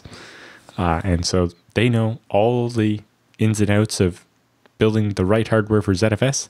And if you just explain to them what it is you need to do and, what performance you need, they will design a system that, in the worst case, will provide that level of performance so that you always get at least the performance you need. Yeah, because they have the experience from building hundreds and thousands of these systems in similar configurations, and they will tell you exactly which components work together and which aren't that well working or for your specific purpose. And they will which type of disk controller do I want? Which type of SSD do I want? Do I want NVMe? Is it the right cost? And all these things. And they have access to the entire suite of Intel processors. So whether you need a server-grade Atom with ECC or a Xeon D or an E3 or an E5 or an E7, whatever it is you need, they have all of them, and they can integrate it all and make it work the way you need. Or if you have a home server need, you might want to look at their FreeNAS Mini or the Mini XL, which is a great way to get started backing up your files for real now. And they have a lot of storage options as well. So you can browse those pages. They have a lot of ways to configure these servers differently, and you can definitely find an option that works for you. Yeah, and if you head over to their blog on their Server Envy section, they have their new TrueNAS X10, which is the third generation of the TrueNAS unified storage line. And this one, you can see it's a relatively small appliance, but you can expand it by adding these ES12 shelves, and you can basically grow it over time without having to make as big an investment up front. Yeah, so if your needs grow, then the rack or the server can grow with you. Just expand it as the way evolves and the needs change over time. Yeah, so it builds a unified, highly available, reliable enterprise storage system that has self-healing because of ZFS. And yeah, you basically get that. Show what the inside looks like. You can see there's the memory and the processors all stuffed in there. And then you can see how the storage expansion works. They say it's cost effective at a 30% lower price point than, say, the TrueNAS Z20. It makes an effective addition to your backup or disaster recovery infrastructure. The street price for a 20 terabyte non-HA model is under $10,000. That's an interesting option for people who have those needs in that big storage area. So the X10 boasts 36 hot swap SAS using 2 expansion shelves, up to 360 terabytes of storage, allowing you to back up thousands of VM or share tens of thousands of files. One of the use cases for the TrueNAS X10 for backup, so users can upgrade the X10 to 2 ports of 10 gig capacity, so that would give you 20 gigabits of networking, so that you can fill it up as fast as you want. Yeah, so check out IX Systems and their offerings and tell them we sent you. Yes, they will treat you extra nice. So our big news in the bottom half of the show is that FreeBSD 11.1 release candidate 1 is now available. So if nothing is found to be wrong, this is what will become FreeBSD 11.1 release. So it's really important that you download it and try it and make sure nothing's wrong. Yeah, find stuff or test out whether your old setup is working with the new version as well. You can do that easily by running FreeBSD update -r 11.1-rc1. And we have in our show notes all the stuff that's been changed in this particular release or release candidate. Which is kind of some stuff people wanna check out. So the changes, there were a bunch of fixes to the RPC tools, so that's for mostly related to NFS. So we want to make sure all that works very well for everybody and under their workloads. But other than that, it's mostly just minor fixes, although they did fix a memory leak in the IOCTL handler for SES, which is the backplane driver for managing large numbers of disks. Yeah, people have that need sometimes, and yeah, if you have that specific problem, then see whether it's fixed and report back if it doesn't. But people have so in particular, tested that. If you have a FreeBSD 11 machine already, you can use the FreeBSD update tool to upgrade it to 11.1 RC1 and try it out and make sure that whatever you were doing still works. And then at the end, you can, once 11.1 release comes out, you can upgrade from the release candidate to that. So you'll be able to go from RC1 to RC2 very easily because the changes will be minor, or go from RC1 or 2 up to the release easily as well. So if you have a machine you can spare, definitely try running your workload on 11.1 release candidate and make sure that it works, because we'd rather know that now than after the release comes out and you find out that upgrading causes some problem for you. Yeah, and we'll have to issue errata fixes or other stuff we don't want to necessarily do. We want a release to be as good as it's going to get, and that's why we tested so thoroughly with these very different releases and the betas that we're doing before the actual release happens. Yep. Okay, so people will check that out, I guess, and we'll keep you updated on the future developments in that area. So next we have a blog post from Colin Percival to kind of some analogies for thinking about computer software security and software patching. Mm-hmm. So he says, every few months I get an email from my local mechanic reminding me that it's time to get my car's oil changed. I generally ignore these emails. It costs time and money to get this done, and I'm sure I could do it myself, but the time isn't worth the cost of the money, it would say. And he says he drives very little, not like apparently only 2,000 kilometers a year. So he's not too worried about the consequences of going a bit longer than nominal between oil changes. He says he does get the oil change done, just typically every 8 to 12 months instead of every 4 to 6. He says, from what I've seen, I don't think I'm alone in taking a somewhat lackadaisical approach to my routine oil changes. On the other hand, there's another type of notification which elicits a more prompt attention. Safety recalls. There are 2 reasons for this. First, whether it's for vehicles, food, products, or something else, the risk of ignoring a safety recall is not merely that the product will break, but rather that the product will be actively unsafe.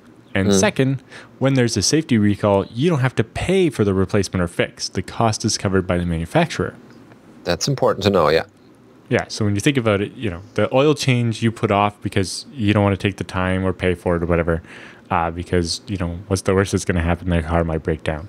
Whereas the safety recall, it's like, well, I don't want my car to randomly burst into flames, so I am going to get that fixed. And it's not a big deal because it's not going to cost me anything. They're paying for it. Yeah. So he said, I started to think about this distinction, and more specifically, the difference in user behavior. In the aftermath of the WannaCry malware, while WannaCry attracted widespread attention to its ransomware nature, the more concerning aspect of this incident is how it propagated, by exploiting a vulnerability in the SMB protocol, which Microsoft had issued a patch for 2 months earlier. As someone who works in computer security, I find it horrifying, and I was particularly concerned when I heard that the NHS, which is the National Health Services, it's the healthcare system in the UK, was postponing surgeries because they couldn't access patient records. Think about it for a second. Bad. If the NHS couldn't access patient records due to WannaCry encrypting them, this suggests that WannaCry infiltrated the system used to access patient records, meaning that someone else exploiting that same vulnerability could have had access to download all those records. Yep, hospital security is a special topic, but in general, there are some hospitals who take very good care of that, but some are just, just computers. An important one to think about here is anything that WannaCry managed to encrypt means that someone else could have stolen using that same vulnerability. Yeah. They just have gotten, without the ransomware, they just took the files and took whatever. Or they could have just deleted them or whatever. Yeah. So the SMB subsystem in Windows was not merely broken until patches were applied, it was actively unsafe. So he says, I imagine that most people in my industry would agree that security patches should be treated in the same vein as safety recalls. Unless you're certain that you're not affected, take care of them as a matter of urgency. But it seems that far more users instead treat security patches more like oil changes, something to be taken care of when convenient, or not at all, if not convenient. It's easy to say that such users are wrong, but as an industry, it's time that we think about why they are wrong rather than merely blaming them for the problem. It says there are a few factors, I think, that are major contributors to this problem. First, the number of updates. When critical patches occur frequently enough to become routine, alarm fatigue sets in and people cease to give the attention that they deserve to the updates. Even if on a conscious level, they still recognize the importance of applying those updates. Yeah, I see many sysadmins go, oh, it's Patch Tuesday again. Because of the sheer number of patches they have to roll out and distribute in their networks. It's a problem, definitely. Although you remember, the whole point of Patch Tuesday is that it happens once a month and that all the patches are there at once, instead of, if you imagine there was just like every 3 days one of those patches comes out instead of bundling them up and having them come out once a month. Yeah, that would keep someone updated the whole time or busy. Yeah. So Colin also talked about his time as the FreeBSD security officer, and in particular, the problem in ensuring that patches are correct and do not break the system when installed. Because if you issue a bad patch that actually breaks people's machines, they're going to be less likely to install patches quickly next time. They're going to wait for everybody else to try it and see if it's broken first. And that's not the behavior you want from the users. So a lot of extra effort was spent making sure that those patches didn't have problems. Yeah, it's an important and very responsible position to be in. And you have to be extra careful, not just about fixing the bugs, but also making sure the experience isn't destroyed for people because there's some issue where people have problems afterwards because they just applied a security patch. Yeah, and he even has an example of a security patch that broke something that was never supposed to work but did work by accident. And then the security fix stopped it from working by accident. And then people are like, it broke it. It's like, well, it was never supposed to work, so it didn't really break it. It unbroke it. Anyway, he also points out that some of the problems with systems like Windows Update. When you open the Windows Update, you get the same UI is used to deliver important security updates as is used to deliver, bloatware and like the Windows license validity checker tool, and they're trying to push their anti-malware program, and a bunch of other applications and stuff that you don't necessarily want is also pushed on you with that. Or another example is with Java and Flash. Java's trying to get you to install the Ask toolbar every time you try to update your version of Java. It's like, yeah, they smuggle in some extra stuff, making people not want to do it. Or you try to install the updates for Flash, and it's like, oh, do you want to install McAfee antivirus and Intel something key? It's free. Password manager? It's like, well, no, I just want to update my software and not be bombarded with crap while trying to do it. Nothing or in else. the case of my machine here, now that I have a newer Kaby Lake processor, Windows 7 is like, no, you can't have the Windows updates. I'm going to pop up every 6 hours and nag you about it. It's like, well, that's not helpful either. So Colin points out, his bank sends him special offers in the mail, right? When they're trying to sell you something, they send it to you by mail, and you can throw it away. But if credit card usage trips fraud alarms, they call him on the phone. Directly and right at the point where it happens. This sort of distinction in the intrusiveness of the way they communicate the message is how we see how we should separate the different types of software updates between optional ones and the adware they're trying to sell you when you're trying to update Flash, and what you get from separating the security stuff, the important stuff, from the less important stuff. Lastly, Colin says, finally, I think there's a problem with the mental model most people have of computer security. Movies portray attackers as geniuses who can break into any system in minutes. Journalists routinely warn people that nobody is safe. And insurance companies offer insurance against, quote, cyber attacks. In much the same way they offer insurance against tornadoes, where there's nothing you can do about it. Faced with this wall of information, wall of misinformation, it is not surprising that people get confused between 400-pound hackers sitting on beds and actual advanced persistent threats. Yes, if the NSA wants to break into your computer, they probably can do it. But most attackers are not the NSA. Just like most burglars are not Ethan Hunt from Mission Impossible. You lock your front door, not because you think it will protect you from the most determined thieves, but because it's an easy step which dramatically reduces the risk from opportunistic attack. But users don't see applying security updates as the equivalent of locking their front door when they leave their house. Oh, that's a good analogy. Yep. Yeah, and he closes with, or the last paragraph, the second to last one is, computer security is a mess. There's no denying that. Vendors publish code with thousands of critical vulnerabilities, and government agencies, which stockpile these vulnerabilities rather than helping to fix them, certainly do nothing to help. But WannaCry could have been completely prevented if users had taken the time to install these fixes provided by Microsoft. If they had seen the updates as being something critical rather than an annoyance to put off until the next convenient weekend. And as a community, it's time for computer security professionals to think about the complete life cycle of software vulnerabilities. It's not enough for us to find vulnerabilities, figure out how to fix them and make the updates available. We also need to start thinking about the final step on how to ensure that end users actually install the updates we provide. Unless we manage to do that, there will be a lot more crying in the years to come. Yeah, that's an important point. One thing I also...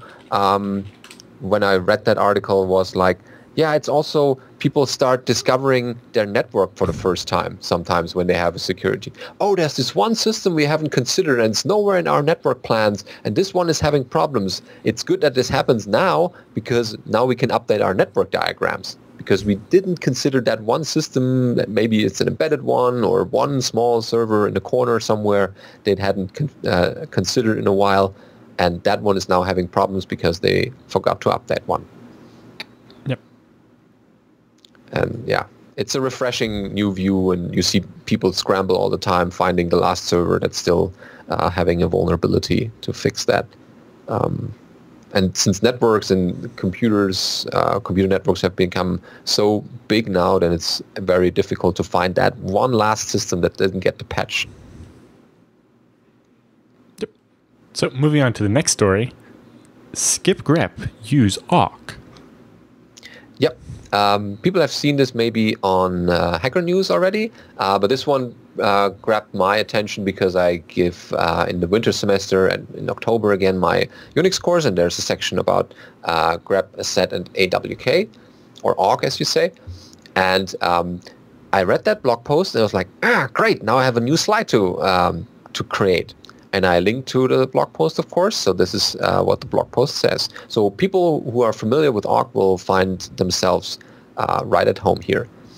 So it starts off with Jonathan Pollardi, I guess. Yeah, he has a series of blog posts about AWK, and they're linked from this one. So people who have never used awk before or don't know what it is can start learning from there. So this is a little bit more advanced. But he begins with... This first one I've definitely been guilty of before, where you generate some data and pipe that into grep and grep out some string, and then pipe that into awk and then take out, say, the second token. Mm-hmm. And he says, that can be shortened. You can just pipe into awk, and ahead of the curly brace program where you say print $2 or whatever, if you just, in the regular expression slashes, put the matching text, then it will do the filtering and only print lines that match. So you can eliminate a whole pipe out of that pipeline there. Yeah. And, you could just use awk and not need grep at all in some cases because, it has a regular expression engine. Mm-hmm. It'd be interesting to know which one's faster. Yeah, dtrace could tell you that. Yeah. And I mean, he lists already some of the pros of that approach because it's shorter to type. It spawns one less process, which might be important if you're doing performance. And, also, stuff. It uses one less pipe. And as I've learned recently, pipes aren't as fast as I thought they were. Yeah, in your SSH work. Yep. Yeah, they have some limits, but they're actually a good concept. But if you are really about performance, then saving a couple of pipes here and there. Having one instead of three is better if you can pull it off. Yeah. Awk also uses a more modern or read per regular expressions. So by default, they are like grep-e, where they have more extended regular expressions. And it's also ready to augment with more awk. So if you're already in awk, then you might as well get some more filtering done or create some more actions to follow the next action that you might want to do in the next pipe. So awk can do this in one bigger, because awk can do a lot more stuff in this between the curly braces. Or you can have begin and end statements in there, so you can update your shell script that you already wrote. And if you find these patterns in there with grep and awk, you might rewrite those a little bit and save yourself a little bit of typing. And also it's easier if you reread that. Let's say you wrote a shell script and you go back to it after a couple of years and you just read a much shorter line instead of 3 pipes or 5, then it's easier to easily comprehend what that line does than just following this pipe, this pipe, this pipe. It's very, very short and concise in that way. So people have been now thinking about, well, grep-v, which prints out the lines that don't match, so you get the reverse. You can emulate that with grep-v, but how do you do that with this new awk sentence or this new awk regular expression? So what you do... In the original article, he had posted a way to do it that was kind of not obvious. And so when you're reading it, you wouldn't necessarily tell that, what he's doing is finding lines that don't match, because it's find lines that match and then skip them with the next command. And then, so it does print lines that don't match. And found that could actually be a bit confusing and it's more to type, so he recommends not doing that. But then in comments on his post, people showed you another way to do it, which is basically just putting the exclamation mark in front of the regular expression to say, anything that doesn't match this. But because the exclamation mark is special meaning in shell, you need to put it in single quotes so that it doesn't get interpreted. Mm-hmm. Yeah, and I see the chat room already having the same reaction I did when I first read that article. It's like, now I can fix a lot more shell scripts and make them much more smaller and save one pipe. Yeah, although I've been looking at the ZFS replication script I use and looking at removing as much of the grep and awk and t bits that it can and using the shell built-in replacement stuff. In particular, it does like getting just the dataset name or just the snapshot name by splitting on the @ sign in the ZFS dataset name. Yeah. And it's like you can do that in the built-in shell variable expansion system and not have to fork out at all. And so I'm looking at ways to speed it up that way. Oh, good. Yeah, that's important. So small things like that can make a huge impact on your shell scripts. I mean, if you do it quick and dirty, then you can just use the ones with the grep and the awk. But if you want to get really fancy and optimize it, then you just use awk. Right. But at the same time, as he points out with the grep -v thing, you don't want to end up with something that's so esoteric you can't tell what it does just by reading it. Because then you'll think it's doing something different than what it is or something, and it can make a difference. Mm. Yeah, then you have to provide a couple of comments to yourself or other people so you can understand after a while to what you did there. Yeah, so check out the other postings about awk in the blog post, and yeah, do yourself some favor and use awk more. Okay, our next stories is a little bit different from what we usually have. It's called Vim Adventures. It's on vimadventures.com. So it's vim-adventures.com. So this is, I think it's a Flash game, or it's kind of a Flash application. I don't think it's Flash, but... Is it? So it's basically a little online game, and the way you use it is... basically, the point of it is to teach you how to use VI or Vim. Mm-hmm. And so you're this little person, and you have to use the keys on the keyboard to, the Vim shortcuts to move around. Navigate, yeah. And after getting used to it a little bit, you'll be able to play the game.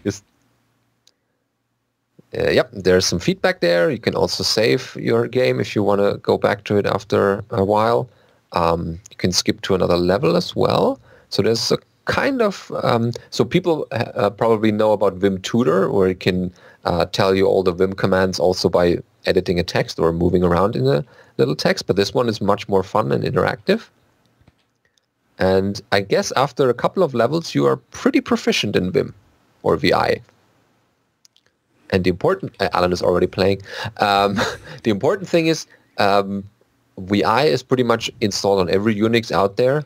It's pretty popular, and if you know how to use Vim, you can edit pretty much any file on any Unix out there.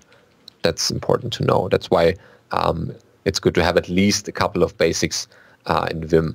You need to know how to navigate around. You also need to know how to save text or edit text, change between the different modes, maybe do some shell escapes.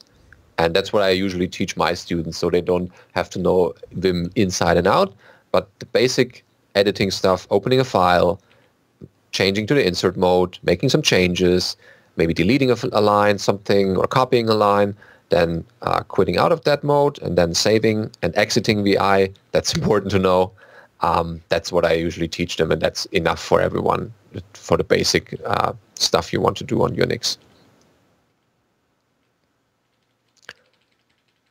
I guess we completely lost Alan now in that game. I can continue on alone. Yeah, it's nice. People should check it out. Which part are you on? I don't see your screen, but I'm not sure what I'm doing. You're already in the labyrinth somewhere down there. Yeah, people can have a lot of fun with that one, and it's a nice way of not only educating people, but also it's a different approach of teaching. Yay!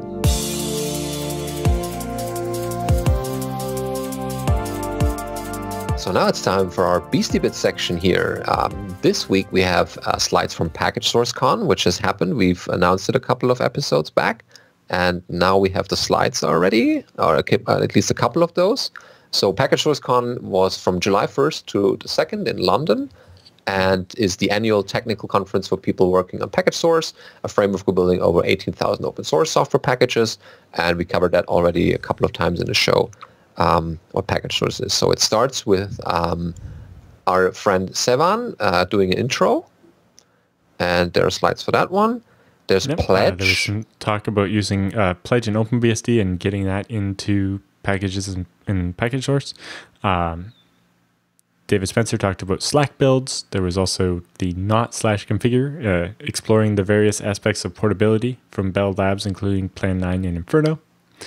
After lunch, they talked a bit more about package source itself, the foundations and abstractions, and building from source on 23 different platforms.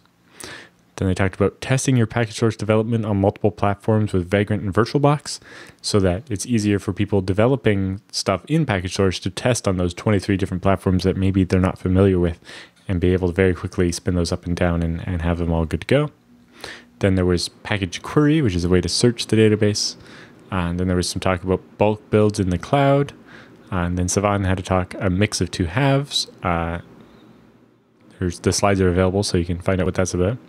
Then Alistair Crooks also talked about his work at Netflix and running a third of the internet on BSD. Then there was also installing packages from over Tor, which he called the onion address there is package source badj4vrrrrr.onion. And then Velesa Vodstokov talked about the architecture of Package, FreeBSD's package manager, a modern package manager for BSD systems, in the hopes that maybe that will be adopted by other BSDs as well. Mm-hmm.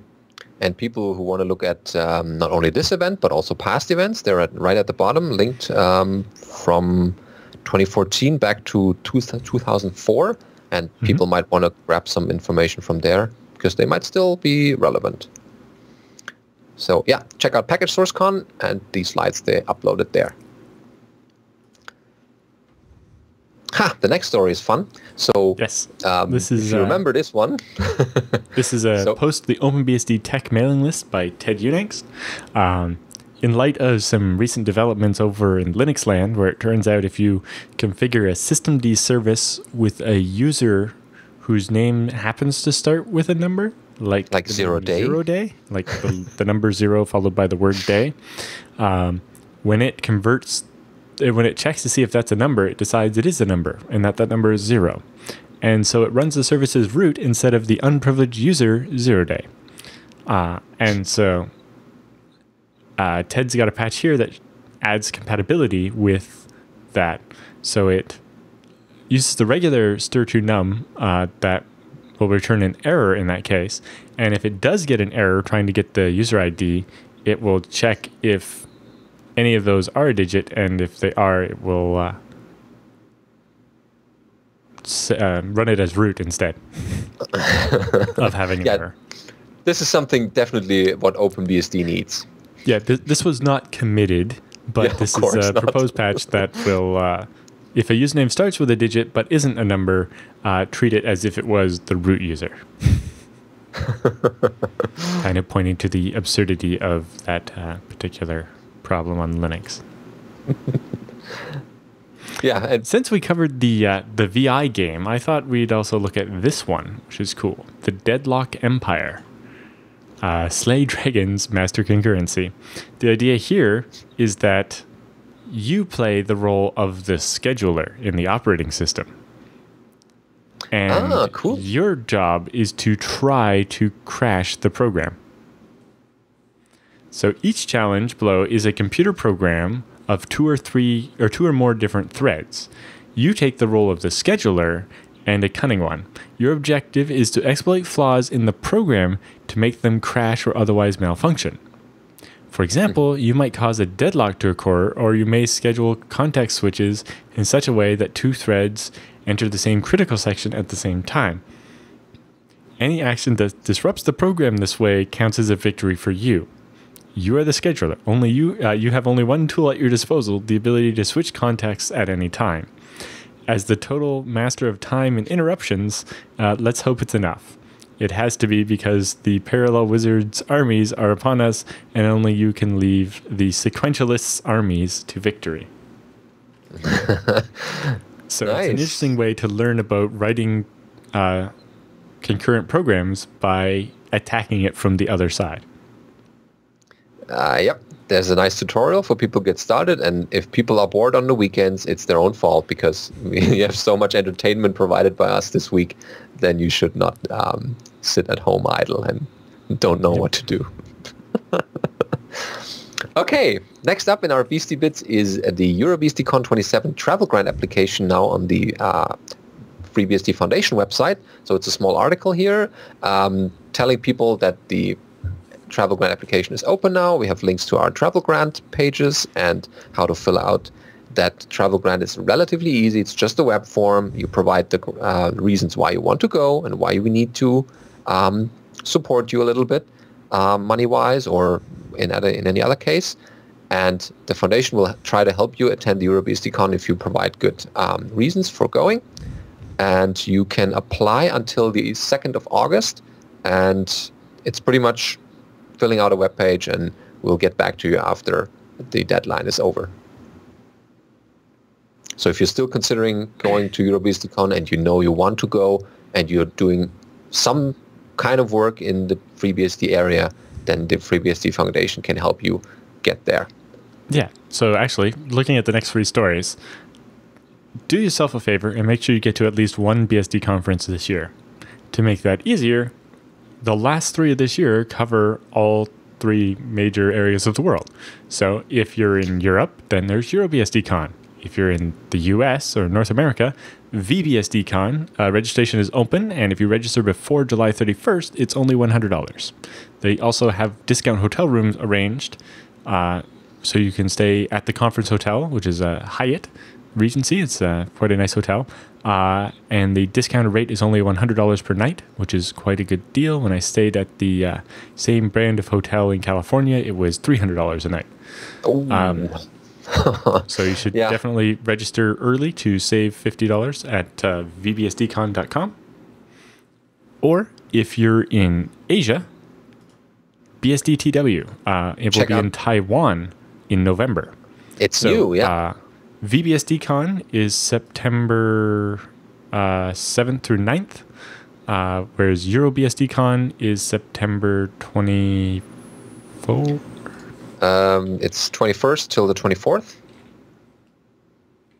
And if you are close to the Taiwan area or in Asia in general, you might want to check out BSD Taiwan, which is from 11th of the November till the 12th of November. So it's over the weekend, and it's a new location, or we've never been there before actually in any BSD way. There was a EuroBSDCon, or sorry, AsiaBSDCon was in Taiwan, not at that location, but in Taiwan in 2004 or something, long before. Yeah, the very first one. The second one, but yeah. Or second one, yeah, it's way before my time. EuroBSDCon is September 21 to 24. Like we said, VBSDCon is September 7 to 9, and the BSD Taiwan is November 11 and 12. Yeah. So, we've got 3 major areas of the world covered, and we've given you your notice, so we hope to see you at one of those. If not all. Yeah, these are our BSD bits for this week. And before we go into our feedback and question section, we want to tell you a little bit more about our sponsor for that section, which is tarsnap.com, where you can do your online backups for the truly paranoid. So Tarsnap is a secure service for your backups, and you need backups. And the security comes because the encryption is done on your part, not somewhere else. You provide the only key for that backup, and no one else is able to decrypt that, even though it's stored in the cloud on Amazon's S3. Is it S3? Well, in Amazon's cloud, basically. Yeah. And you're the only person holding the key. You are the only ones who can decrypt the stuff, no one else. And if you lose the key, your data is no one at all can decrypt it, which is a feature. Yeah, it's the only way you can ensure that stuff you don't want to exist anymore can be destroyed, by destroying the key. But don't destroy the key accidentally. Yeah, no. So that's why they have a helpful system where you can print it and laminate it, and it has a checksum. So if you're typing it back in manually, it can tell you which line you messed up, because it's a blob of text like this, and if you make a typo in it, you're not going to want to wonder where. But yeah, it's the only way to securely back up your stuff. So you should do that. Yeah. It's all you got to do is deposit $5, and it's pay as you go. So, there's never going to be a surprise bill. It just works until you run out of money, and then you put in more money. Mm-hmm. Yeah, so and head much over of the to code is tarsnap.com/BSD Now and try it out. Okay, now it's time for our feedback and questions section. I hear people look for that specifically in each week in the show notes. So we start with Joseph. He's having a question about server monitoring. He writes, "Hi Alan, Benedict, and JT. I'm running a server at home and a few small VPS, WMs or VMs on DigitalOcean and Vultr, and I would like to monitor them so I can fix them when they break. After a few incidents where my servers went down for days and I didn't know what it is, I set up Nagios on my server at home. It worked reasonably well, but the configuration files were atrocious and everyone complains about how awful it is. Then I switched to Zabbix, and it's easier to configure, although it's still a web UI and it isn't stored in my Puppet Git repository like everything else. Its charting and collecting some of the performance data is way better than Nagios. And his problem, however, is that he runs Zabbix at home, and recently, for some reason, his network connections seem to have become less stable. So now enough of his Zabbix connections are dropped that Zabbix has become so noisy with false positive that he can't have the emails go to his inbox anymore, which defeats the purpose of having monitoring. His home network, or he writes, my home connection also doesn't support IPv6. I'd like to move my monitoring up to my cloud servers. I'm trying to keep my costs low, so I use the smallest servers so I can get and run everything in jails, which is reasonable. His servers only has 512 megabytes of RAM, and looking at the RAM usage of his Zabbix jail at home, MySQL itself is using over 600 megabytes of RAM, and perhaps he could get this down with some tuning, but Zabbix seems to be a bit too heavy to run on a 512 megabyte VM with some other jailed services. So I've started looking at Sensu, but it seems a bit too complicated for his needs. I want something small and lightweight that will just email him when something is really down. probably just go back to Nagios and maybe keep Zabbix around just for the CPU and memory charts. So his question is, what are you using for server monitoring? Are your opinions on any monitoring tools in specific? And I've been looking around, and there are lots of tools, and it's hard to figure out what the right one is. Yeah, so I'll go first, and then you, I'm sure, have lots to say on this subject, right? So at Scale Engine, we still use Nagios for a couple of reasons. The config files are not that atrocious, but in particular, we auto-generate all of the config files for Nagios. We don't use the built-in way in Puppet of doing that. We use our own templates that Puppet fills out. So it gives us a little more flexibility than the built-in Nagios support in Puppet. So basically, every machine, as it comes online, creates its own Nagios config and then exports it, and the monitor server picks up all those config files from all the various machines via the Puppet master, and then writes its own config based on that. And then we have some extra things where, it checks that the server is down 3 times in a row before it sends an alert. So it's like, check the server every 5 minutes. If it is down, switch to checking it every 1 minute. And if it's down 3 times in a row, then we assume it's not the connection and go something else. Or you can also set up parent-child relationships, so we can say, if the monitor can't ping Google, then assume the monitor's the problem, not the thing you're trying to ping. When I tried Zabbix, which I admit now was many years ago, when we first started setting up the monitoring, the problems I had were, configuring stuff with the interface. It's like, well, I have 100 servers. I'm not going to manually add and configure each one in this web interface. That's just not going to work. And other problems I had were, it stored the historical data for the graphs in an SQL database, which meant that it wanted to delete it after so long. Whereas I'm using Nagios Graph on top of Nagios, and it allows me to use RRD files. And these RRD files mean I can keep a history for as long as I want in a very small file, like a couple 100 kilobytes. And I can have 2 years worth of history in there. Now, it's not as, when you're looking at a year-old data, it's averaged out to like an hour of granularity, not per minute, but it scaled better. Now, I have enough space, and with ZFS compression, I could fit huge amounts of SQL data in my database without wasting a lot of RAM or disk space, and maybe it's less of a problem. But that's the main reasons I didn't like Zabbix, was it was hard to configure for a bulk number of servers, and the way it stored the historical data for the graphs wasn't very nice. Yeah, we had Zabbix installed when I took over the cluster, and even at that point there were some nodes who were never able to send any information for whatever reason. So at this point, I switched to Moonin in the meantime, which isn't perfect as well. So it doesn't scale with the number of machines, but for your small network, it might just do fine. And now I'm migrating away from that to the sort of Graphite and Grafana stuff, which needs a little bit more setup time that I didn't have yet, but I will over the semester holidays, I hope. And for monitoring, I'm using Icinga, which is ICINGA, and that's been pretty much a successor, or it's using the code base from Nagios or some of the patches that didn't integrate yet, and they are now rolling their own monitoring system.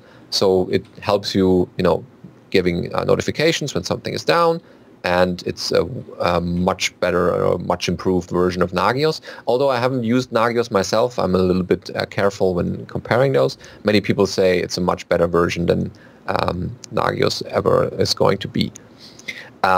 So this is something you might consider, just switching to that one. So this is the alerting part. So monitoring has 3 bits usually. It's one is the alerting, whether something is down.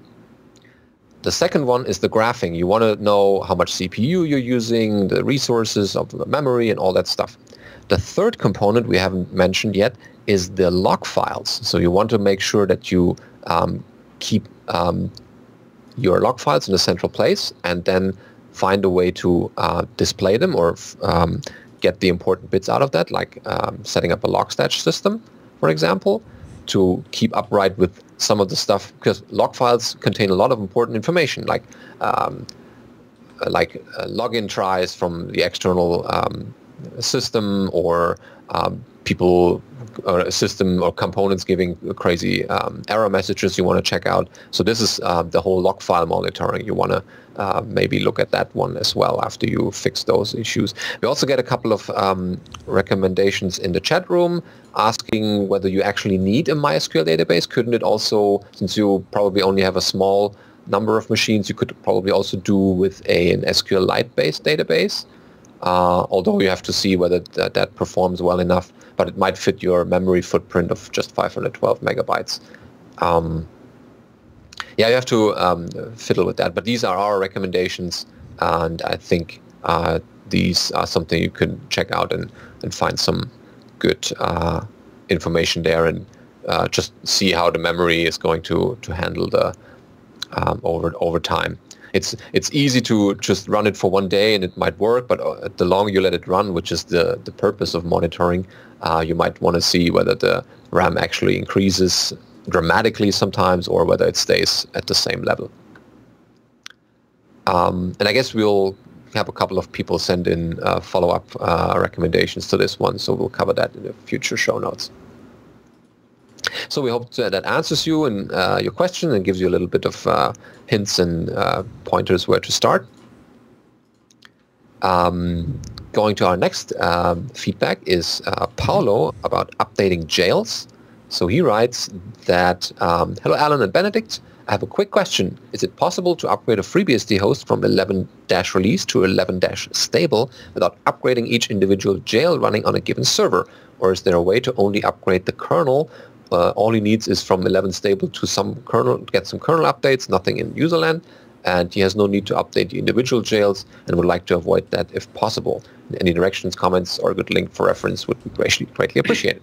Yes, in general, jails live in a separate file system, and so they don't change if you don't change them. If you upgrade your kernel, the kernel the jail runs on will be the newer kernel. Like, there's only one kernel and the jail's sharing it. However, FreeBSD is backwards compatible, meaning that you can run a jail any version older than the kernel you're running. So the kernel is the thing that has to be the newest. And so they can all be the same, or your kernel can be newer. You know, I have FreeBSD 12 machines running FreeBSD 10.3 jails for some stuff, and it works. There's no tool that will easily let you upgrade from 11 release to 11 stable, although now you could use FreeBSD Update and upgrade to FreeBSD 11.1 RC1 because that's a release, and so that actually is built with FreeBSD Update. But yes, you can easily update just your kernel.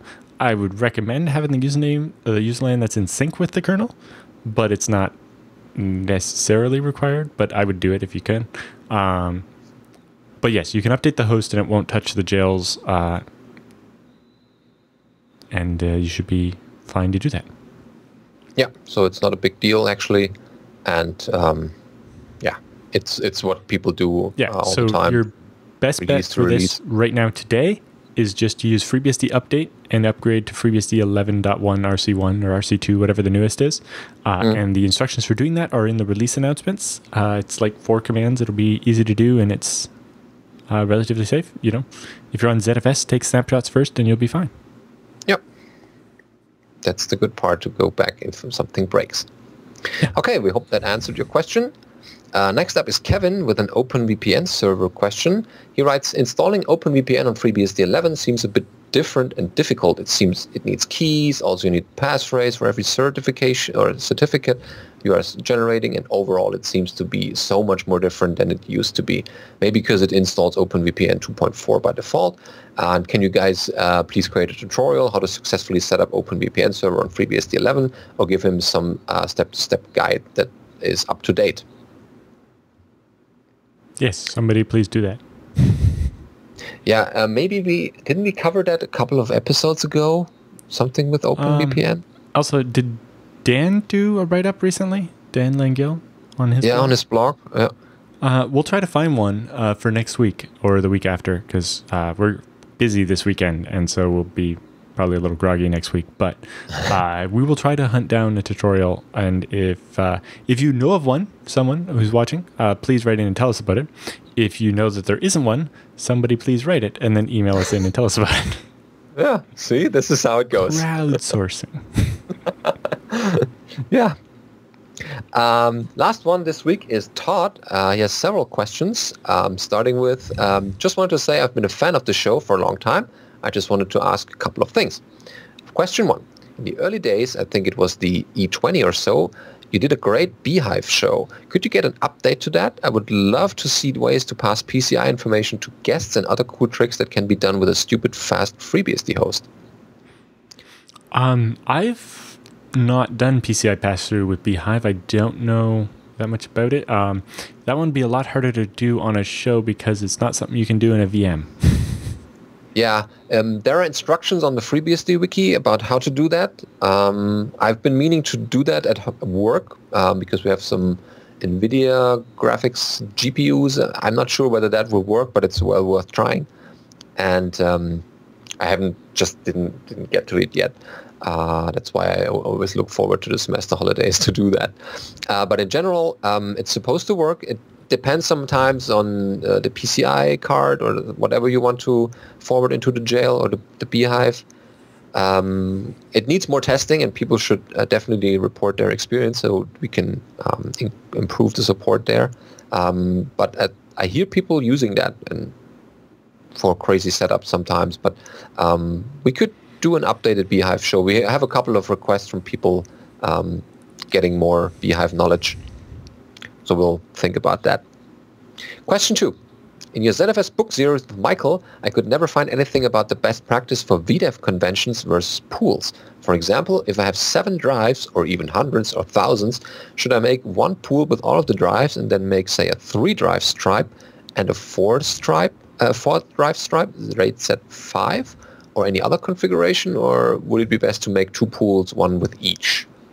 That question's a bit confusing, partly because it mixes a bunch of random things, and there's no such thing as RAID Z5,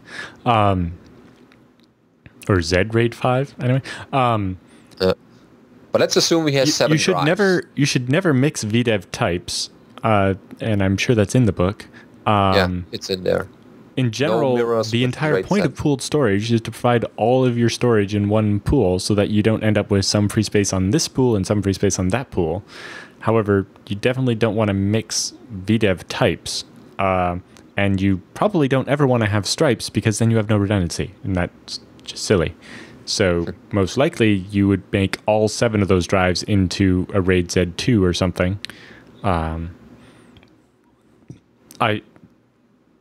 There's very few cases where you'd want 2 separate pools, except for maybe if you had SSDs and non-SSDs and you wanted to be able to manage those separately, then maybe 2 separate pools make sense. But in general, the idea is that you pool all of your storage together and then you just use it without having to think about it.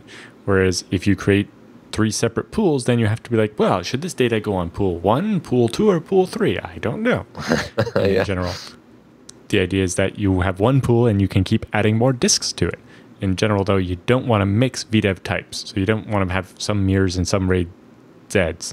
And you definitely don't want to have any stripes ever. Yeah.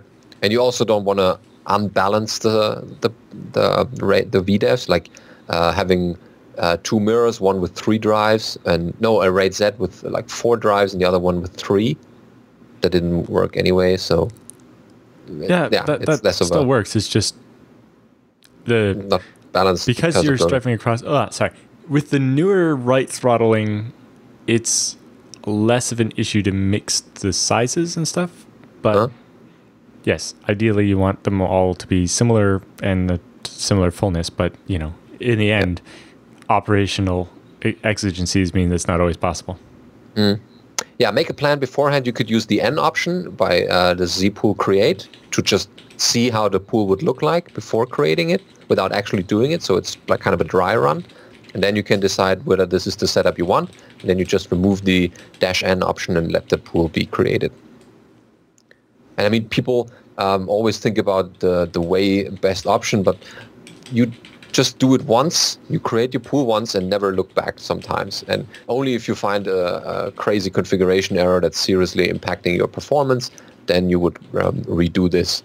But in general, ZFS sometimes gives people too many options and they can do all kinds of crazy stuff they couldn't do with their traditional RAID setup. So they thought, this week I'm trying this and next week I'm trying that. It's kind of dangerous because it's live data anyway and you don't want to touch that too often. Just because you can do many different things, it doesn't mean you have to try all these out from time to time. So think about what you want to achieve with that number of disks, what kind of pool you want to have, and set that up and run with that. And next time you're setting up another pool, you think, is this the same stuff that I want to have, or is it a different situation? Okay, question 3 he has, I have been on a quest to obtain a Unix-based tablet. Have you ever been able to get a free or OpenBSD on a tablet with touchscreen and similar? Are there any distros or projects that you are aware of or similar to Ubuntu's current touch development project? Let's see. So I know Ted Unix talked about something on a tablet once we covered like 6-ish months ago. And I'd seen FreeBSD running on an older type of Microsoft Surface that was a regular like Intel i3 type processor or an M3 or something like that. I don't know if the touchscreen part of it actually worked though. Yeah, isn't that the EBDEF driver they're working on? Possibly. To integrate that also into X11? No idea. Because I guess that's the part they need to figure out, whether you have this absolute pointing position on the screen and it's not way off into a different direction. But if someone knows about any project that's doing that, it would be interesting to cover that in the show actually, because we a couple of episodes ago we had this phone project where people were thinking about buying certain components and putting that all together into a FreeBSD phone or a BSD phone in general, and this might be a related project by just focusing on the tablet device. So I know I have this little 7-inch tablet for the Raspberry Pis, but it's a different use case because it's just displaying data and I'm not doing that many touch inputs on it. Right. But yeah, if we hear something, maybe somebody knows something we don't know about. Yeah, send it to feedback@bsdnow.tv and we'll make sure to cover that. Yeah, there's a reason why we read these out instead of just answering the emails is because we don't always know the answer and maybe somebody knows a better answer. Yeah, that's why we have this little community going and people can report stuff we don't even know about. And by us covering it in the show, more people get to know about it and maybe join projects like that or have similar needs, and that way everyone benefits. Yep. All right, that's the end of the show this week. Thank you, everyone, for writing in and giving us stuff to talk about and for coming out and watching. But if you have anything you'd like us to talk about or anything like that, make sure you email feedback@bsdnow.tv. We're also looking for more interviews, so if you know someone we should interview or if you are someone we should interview, definitely get in touch with us and we will try to line that up.